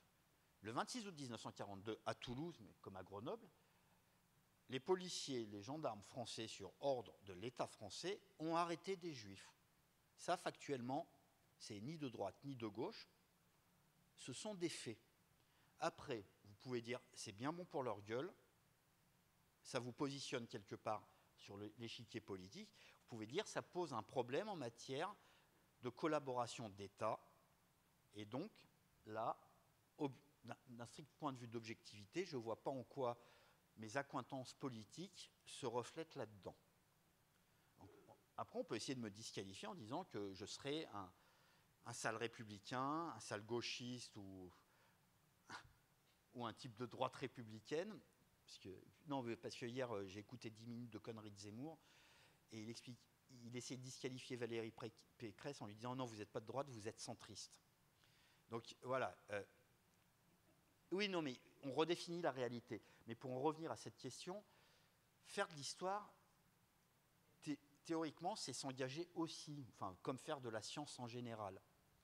Et donc, essayer de dire que la position de Vidal-Naquet, elle est très très intéressante, elle est très intelligente, et il s'est totalement planté, puisque lui-même, après, s'est engagé, et ô combien, et même avant, il s'est engagé contre la guerre d'Algérie. Ensuite, en tant qu'historien, pour le coup, il s'est engagé contre les négationnistes, il a été le premier à réagir. Donc Vidal-Naquet avait une posture, on va dire, intellectualisante qu'il a essayé de théoriser, et qui s'est ensuite effondré face à la réalité de ses engagements.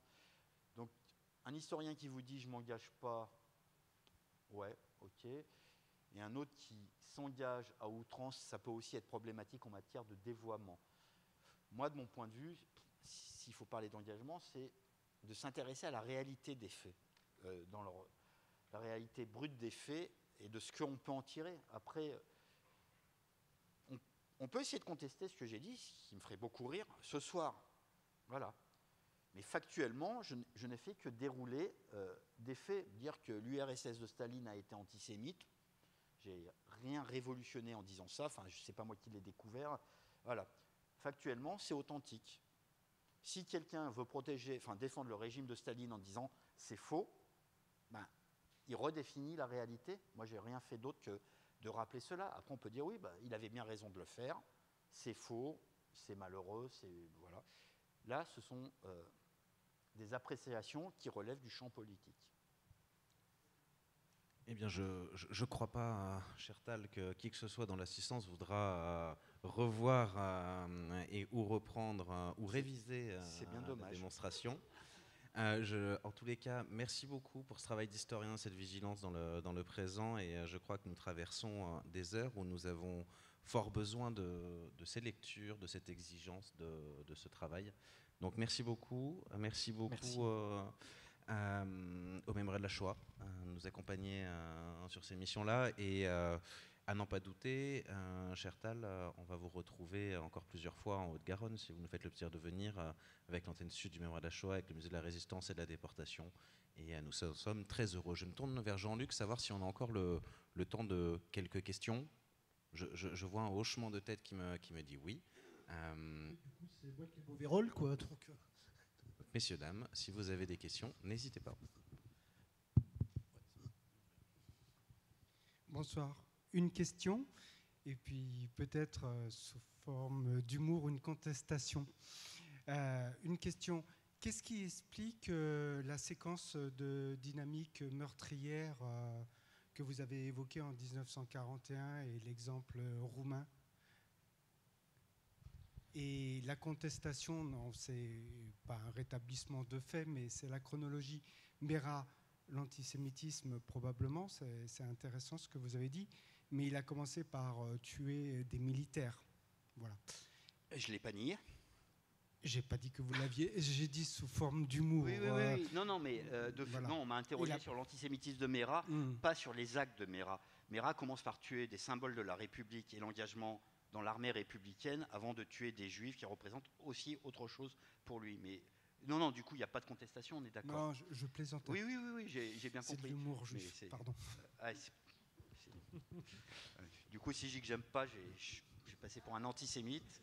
Donc, mais non, pour répondre à votre question sur l'été 41 est un moment très important dans la Seconde Guerre mondiale avec le déclenchement de l'invasion de l'URSS. L'invasion de l'URSS, elle s'inscrit à la fois sur un fond de tension, mais qu'on retrouve aujourd'hui avec ce qui se passe en Ukraine, de revendications territoriales, mais ultra morcelées. Parce que tous les pays qui composent, on va dire, l'arc autour de l'URSS, à commencer par l'Allemagne, mais la Pologne aussi, avant d'être envahie elle-même, a voulu dépecer ses voisins, jusqu'à la Roumanie, avec la Moldavie et la Transnistrie, tous voulaient des territoires chez les uns, chez les autres. Donc vous avez ça. En plus, vous avez un élément très important qui apparaît surtout après la Première Guerre mondiale, qui est le mythe judéo-bolchevique, et qui est un mythe très puissant, qui va s'ancrer dans tout cet espace-là, où l'URSS, c'est l'incarnation des Juifs.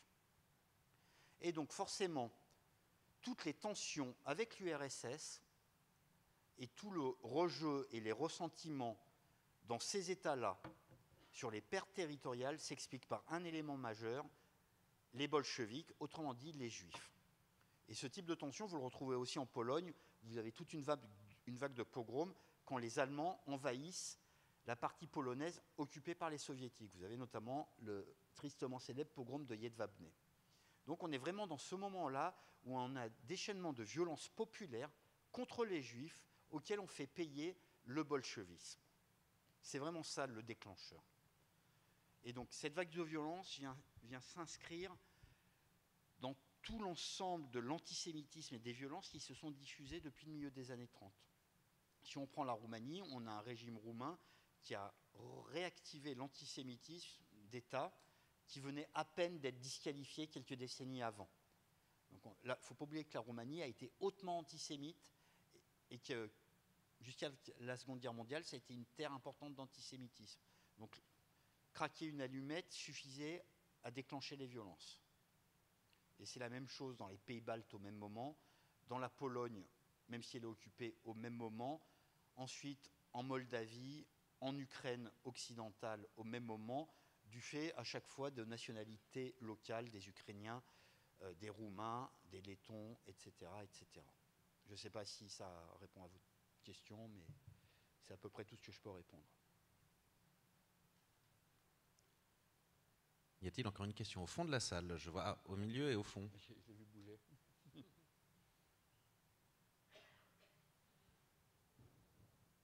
Alors je crois qu'on va débuter par la question du fond.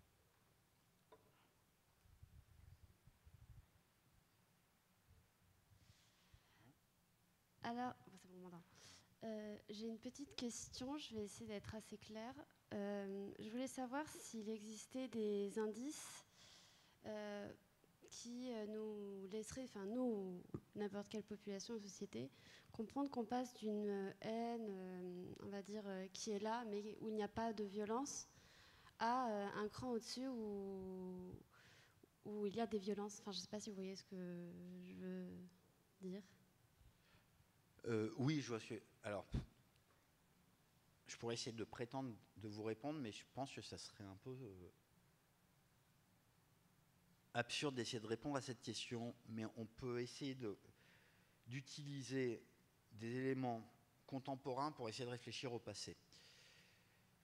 Si vous prenez par exemple le mouvement des Gilets jaunes, c'est un mouvement protestataire qui au départ proteste contre le coût de la vie. Il ne s'agit pas là de justifier quoi que ce soit.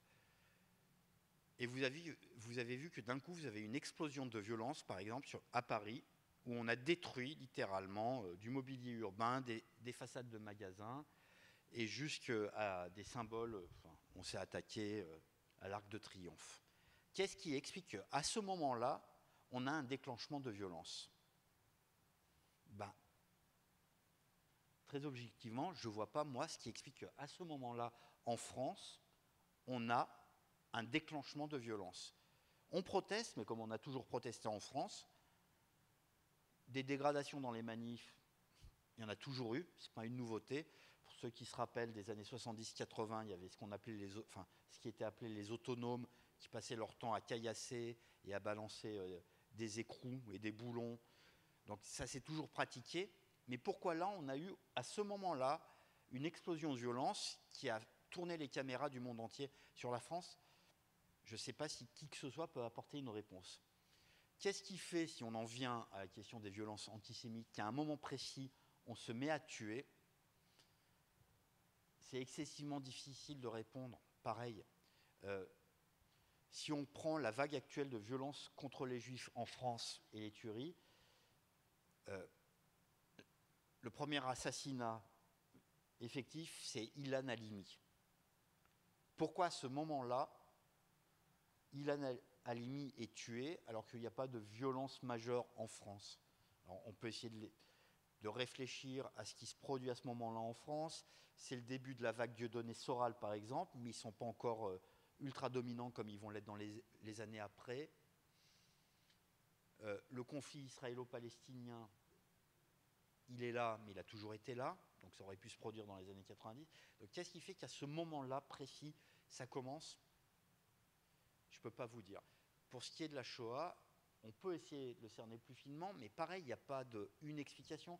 Vous avez un enchaînement de violences politiques, sociales, physiques, en Allemagne, en Autriche, en Roumanie, en Hongrie, en Pologne dans les années 30. On tue des Juifs en Europe dans les années 30. Le pogrom de novembre 38, ce qui est appelé la nuit de cristal, c'est plus d'1 millier de Juifs assassinés. Donc ce n'est pas non plus quelque chose qui tombe du ciel comme ça avec la Seconde Guerre mondiale. En Roumanie ou en Pologne, il y a des pogroms dans les années 30. Donc on a des vagues de violence. Qu'est-ce qui explique qu'à un moment, on a un déclencheur? Honnêtement, j'en sais rien.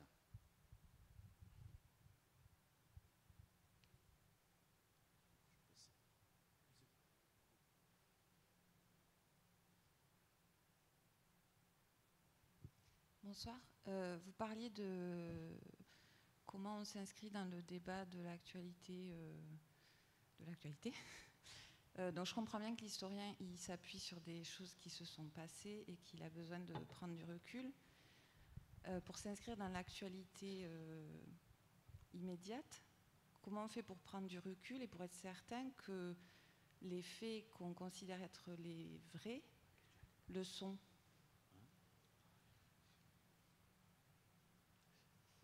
Non, non, mais allez-y. Non, non, mais par rapport à l'actualité, il y a...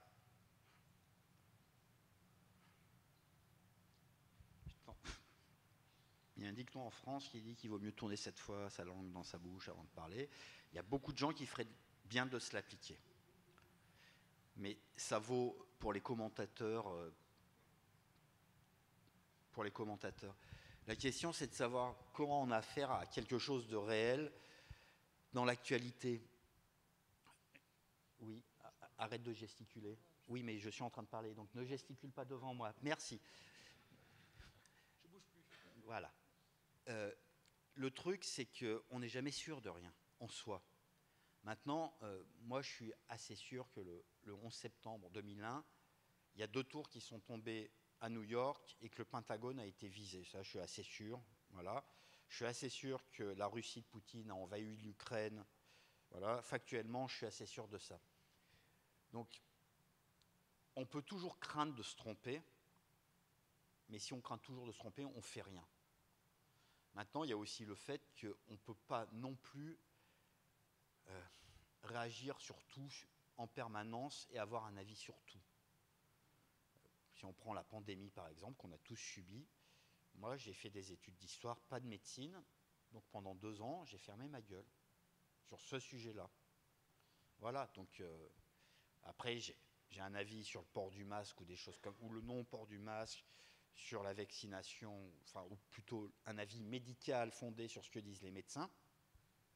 Voilà. Mais il ne s'agit pas d'être en mesure de donner un avis sur tout. Il s'agit juste de donner un avis sur ce à quoi on est fondé de le faire. Où on a, je ne parlerai même pas de compétences, mais un semblant de connaissance. Voilà, c'est juste ça. Et ensuite, donner son avis sur tout, honnêtement... Enfin, bon, moi j'ai la chance d'avoir un peu, on va dire, de reconnaissance, et donc je suis régulièrement sollicité sur de l'actualité. Mais moi, je ne suis pas commentateur d'actualité. Enfin, moi, mon boulot, c'est de faire de l'histoire. Donc non, je ne vais pas aller commenter l'invasion russe de l'Ukraine, par exemple, parce que je ne suis pas spécialiste des forces en présence en termes militaires, je ne suis pas spécialiste de renseignement, d'espionnage, ou des relations entre la Russie et la France d'un point de vue diplomatique. Il y a des gens qui sont mieux placés que moi. Donc je n'ai pas vocation à donner mon avis là-dessus. J'ai un avis sur l'agression, enfin l'invasion qui a été commise. Là, oui. Donc là, je ne vais pas me tromper. Factuellement, c'est assez simple. Et mon avis découle de cette simplicité, ce qui montre que voilà. Mais après, je ne pense pas qu'il y ait matière non plus à avoir un avis sur tout.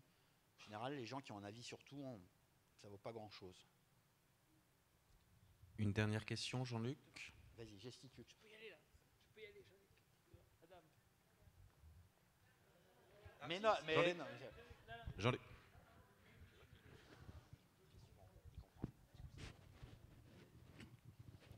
Vous venez partiellement d'y répondre. Je voulais vous demander justement que va décider Vladimir Poutine envers l'Ukraine, malgré que toute l'Europe soit contre. Qu'est-ce qui va se passer? Alors, vous n'êtes pas prophète, vous venez de le dire. Par contre, je vais vous donner les numéros du loto pour demain. Non, ça... mais j'aimerais avoir votre avis quand même, parce que vous en avez un. Ah, mon avis? Oui. Vous voyez, quand vous êtes embêté pour répondre. Ah non, j'ai mes analyses. C'est ça que j'aimerais savoir. Bah, il va bouffer la moitié de l'Ukraine, la moitié orientale russophone. Il va mettre tout le monde devant le fait accompli. Tout le monde va dire c'est très bien, merci, au revoir. Donc Antoine a dit qu'il allait me réinviter, on en reparle dans un an. Pour merci une des rares fois de ma vie, j'espère que Tal Brutman se trompe. Non mais honnêtement, il est impossible de savoir ce qui va en découler. Et de toute façon, l'objectif de Poutine est très simple, annexer le maximum de territoire ukrainien fondé sur la revendication du fait qu'on a affaire à des minorités russes, des nationalités russes qui se trouvent en Ukraine. C'est ça son objectif. Voilà. Ah, mais je vais vous dire que je suis d'accord avec vous, mais le seul problème, c'est que nous, on ne peut pas, mais de nous, on s'en fout.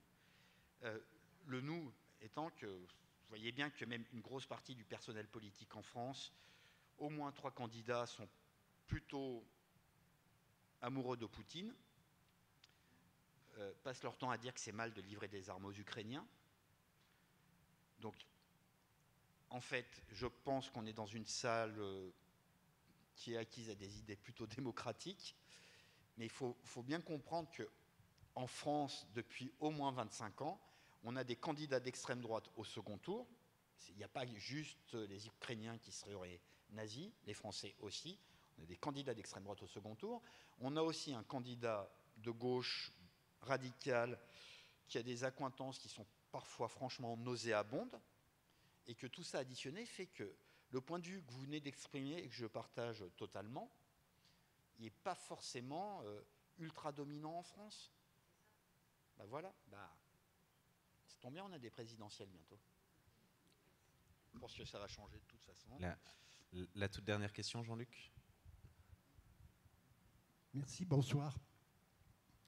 Le monsieur dont on a beaucoup parlé ce soir, qui déclare donc Pétain a sauvé les Juifs français, ça prend 3 secondes pour dire ça. 3 secondes. Mais moi qui ne suis ni médecin ni historien, pour démonter cette affirmation, j'ai besoin de chercher un historien spécialiste qui va passer, enfin, je ne vais pas chronométrer, mais enfin plus d'1 heure, à m'expliquer en quoi c'est une énorme bêtise. Et donc c'est pour tout, enfin, c'est pour plein de sujets pareil. Donc si vous voulez, il y a une telle différence d'appréciation que le simple citoyen, il est un peu noyé.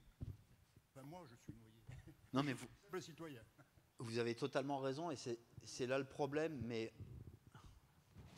regardez, pendant la pandémie, le nombre d'abrutis qui nous ont expliqué plein de trucs sur les vaccins, par exemple. Et le nombre de médecins qui ont dû venir répondre à ça, quand je vous dis le nombre d'abrutis, enfin j'assume mes termes, mais on a même à nouveau des candidats à l'élection présidentielle, si vous reprenez leur déclaration sur la vaccination, il y a des trucs qui étaient ahurissants à l'époque. Donc à chaque fois sur des sujets ultra spécialisés, c'était la question qui m'a été posée sur le fait aussi de commenter l'actualité, sur des questions ultra spécifiques, spécialisées au sens de scientifique du terme, tout le monde s'arroge le droit de parler. Donc il y a une personnalité politique qui est candidate aujourd'hui à la défaite à la présidentielle, qui expliquait qu'elle ne voulait pas du vaccin à ARN, mais du vaccin produit à Cuba qui lui paraissait mieux. Sur quel fondement scientifique? Aucun. Strictement aucun. Juste sur un fondement idéologico, je ne sais pas quoi, parce qu'il préfère Cuba aux États-Unis. En termes de responsabilité politique, c'est un désastre. De venir faire du pseudo-scientifisme, je préfère un truc produit à Cuba que l'ARN américain, en termes de responsabilité, c'est une absurdité. Il faut encore des cohortes de médecins spécialistes en vaccins pour venir expliquer ce qui est le vaccin ARN. Donc vous avez totalement raison. L'autre affirme ses âneries en 3 secondes et il les martèle tant qu'il veut. Et il faut qu'ensuite, vous subissiez un type pendant 1 heure sur une estrade qui vous explique « non, c'est faux, voilà pourquoi on peut le démontrer ». Mais des fois, c'est beaucoup plus simple. 3 octobre 40, premier statut des Juifs, point à la ligne. Une seule race juive, pas de différence de nationalité ou de citoyenneté, signé Maréchal Pétain, la cause est entendue. Voilà. Et c'est comme pour le discours de Chirac, du moment qu'on vous dit c'est de la repentance, si vous maîtrisez le français, vous savez que ce n'est pas de la repentance. Non, mais il n'y a pas besoin de m'écouter pour savoir que repentance ne s'applique pas au discours de 95. Vous pouvez le dire vous-même. Vous avez dit simple citoyen. Je vous rappelle que la population française est constituée de simples citoyens qui ont la même valeur en termes de citoyenneté que n'importe quel candidat à n'importe quel poste électif. Voilà, c'est tout. Oui ? D'accord. Il y avait un moucheron, j'ai bougé. Je suis comme ça, je suis tétanisé. Merci beaucoup. Est-ce que c'était la dernière question? Je ne sais pas. C'est la dernière question? C'était la dernière question. Alors, un petit mot quand même, parce que, et c'est en lien, monsieur, avec votre question. Je sais qu'il y a un moucheron, j'essaie de ne pas bouger. C'est en lien avec votre question.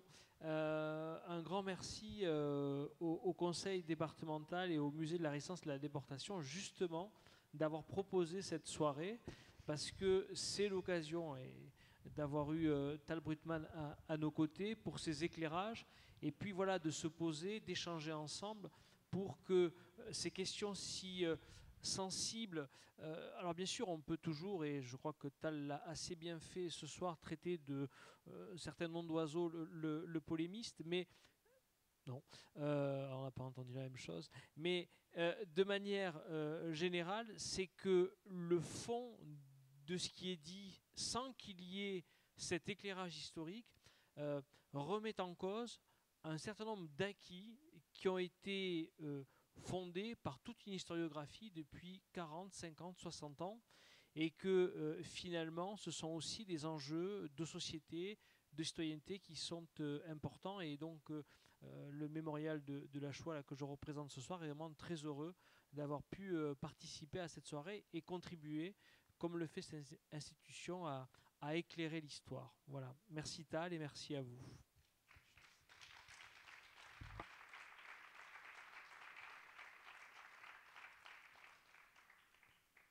Il nous reste à remercier toute l'équipe technique du pavillon République, des chemins de la République. Merci Jean-Luc d'avoir fait ainsi aussi passer le micro. Merci à tous.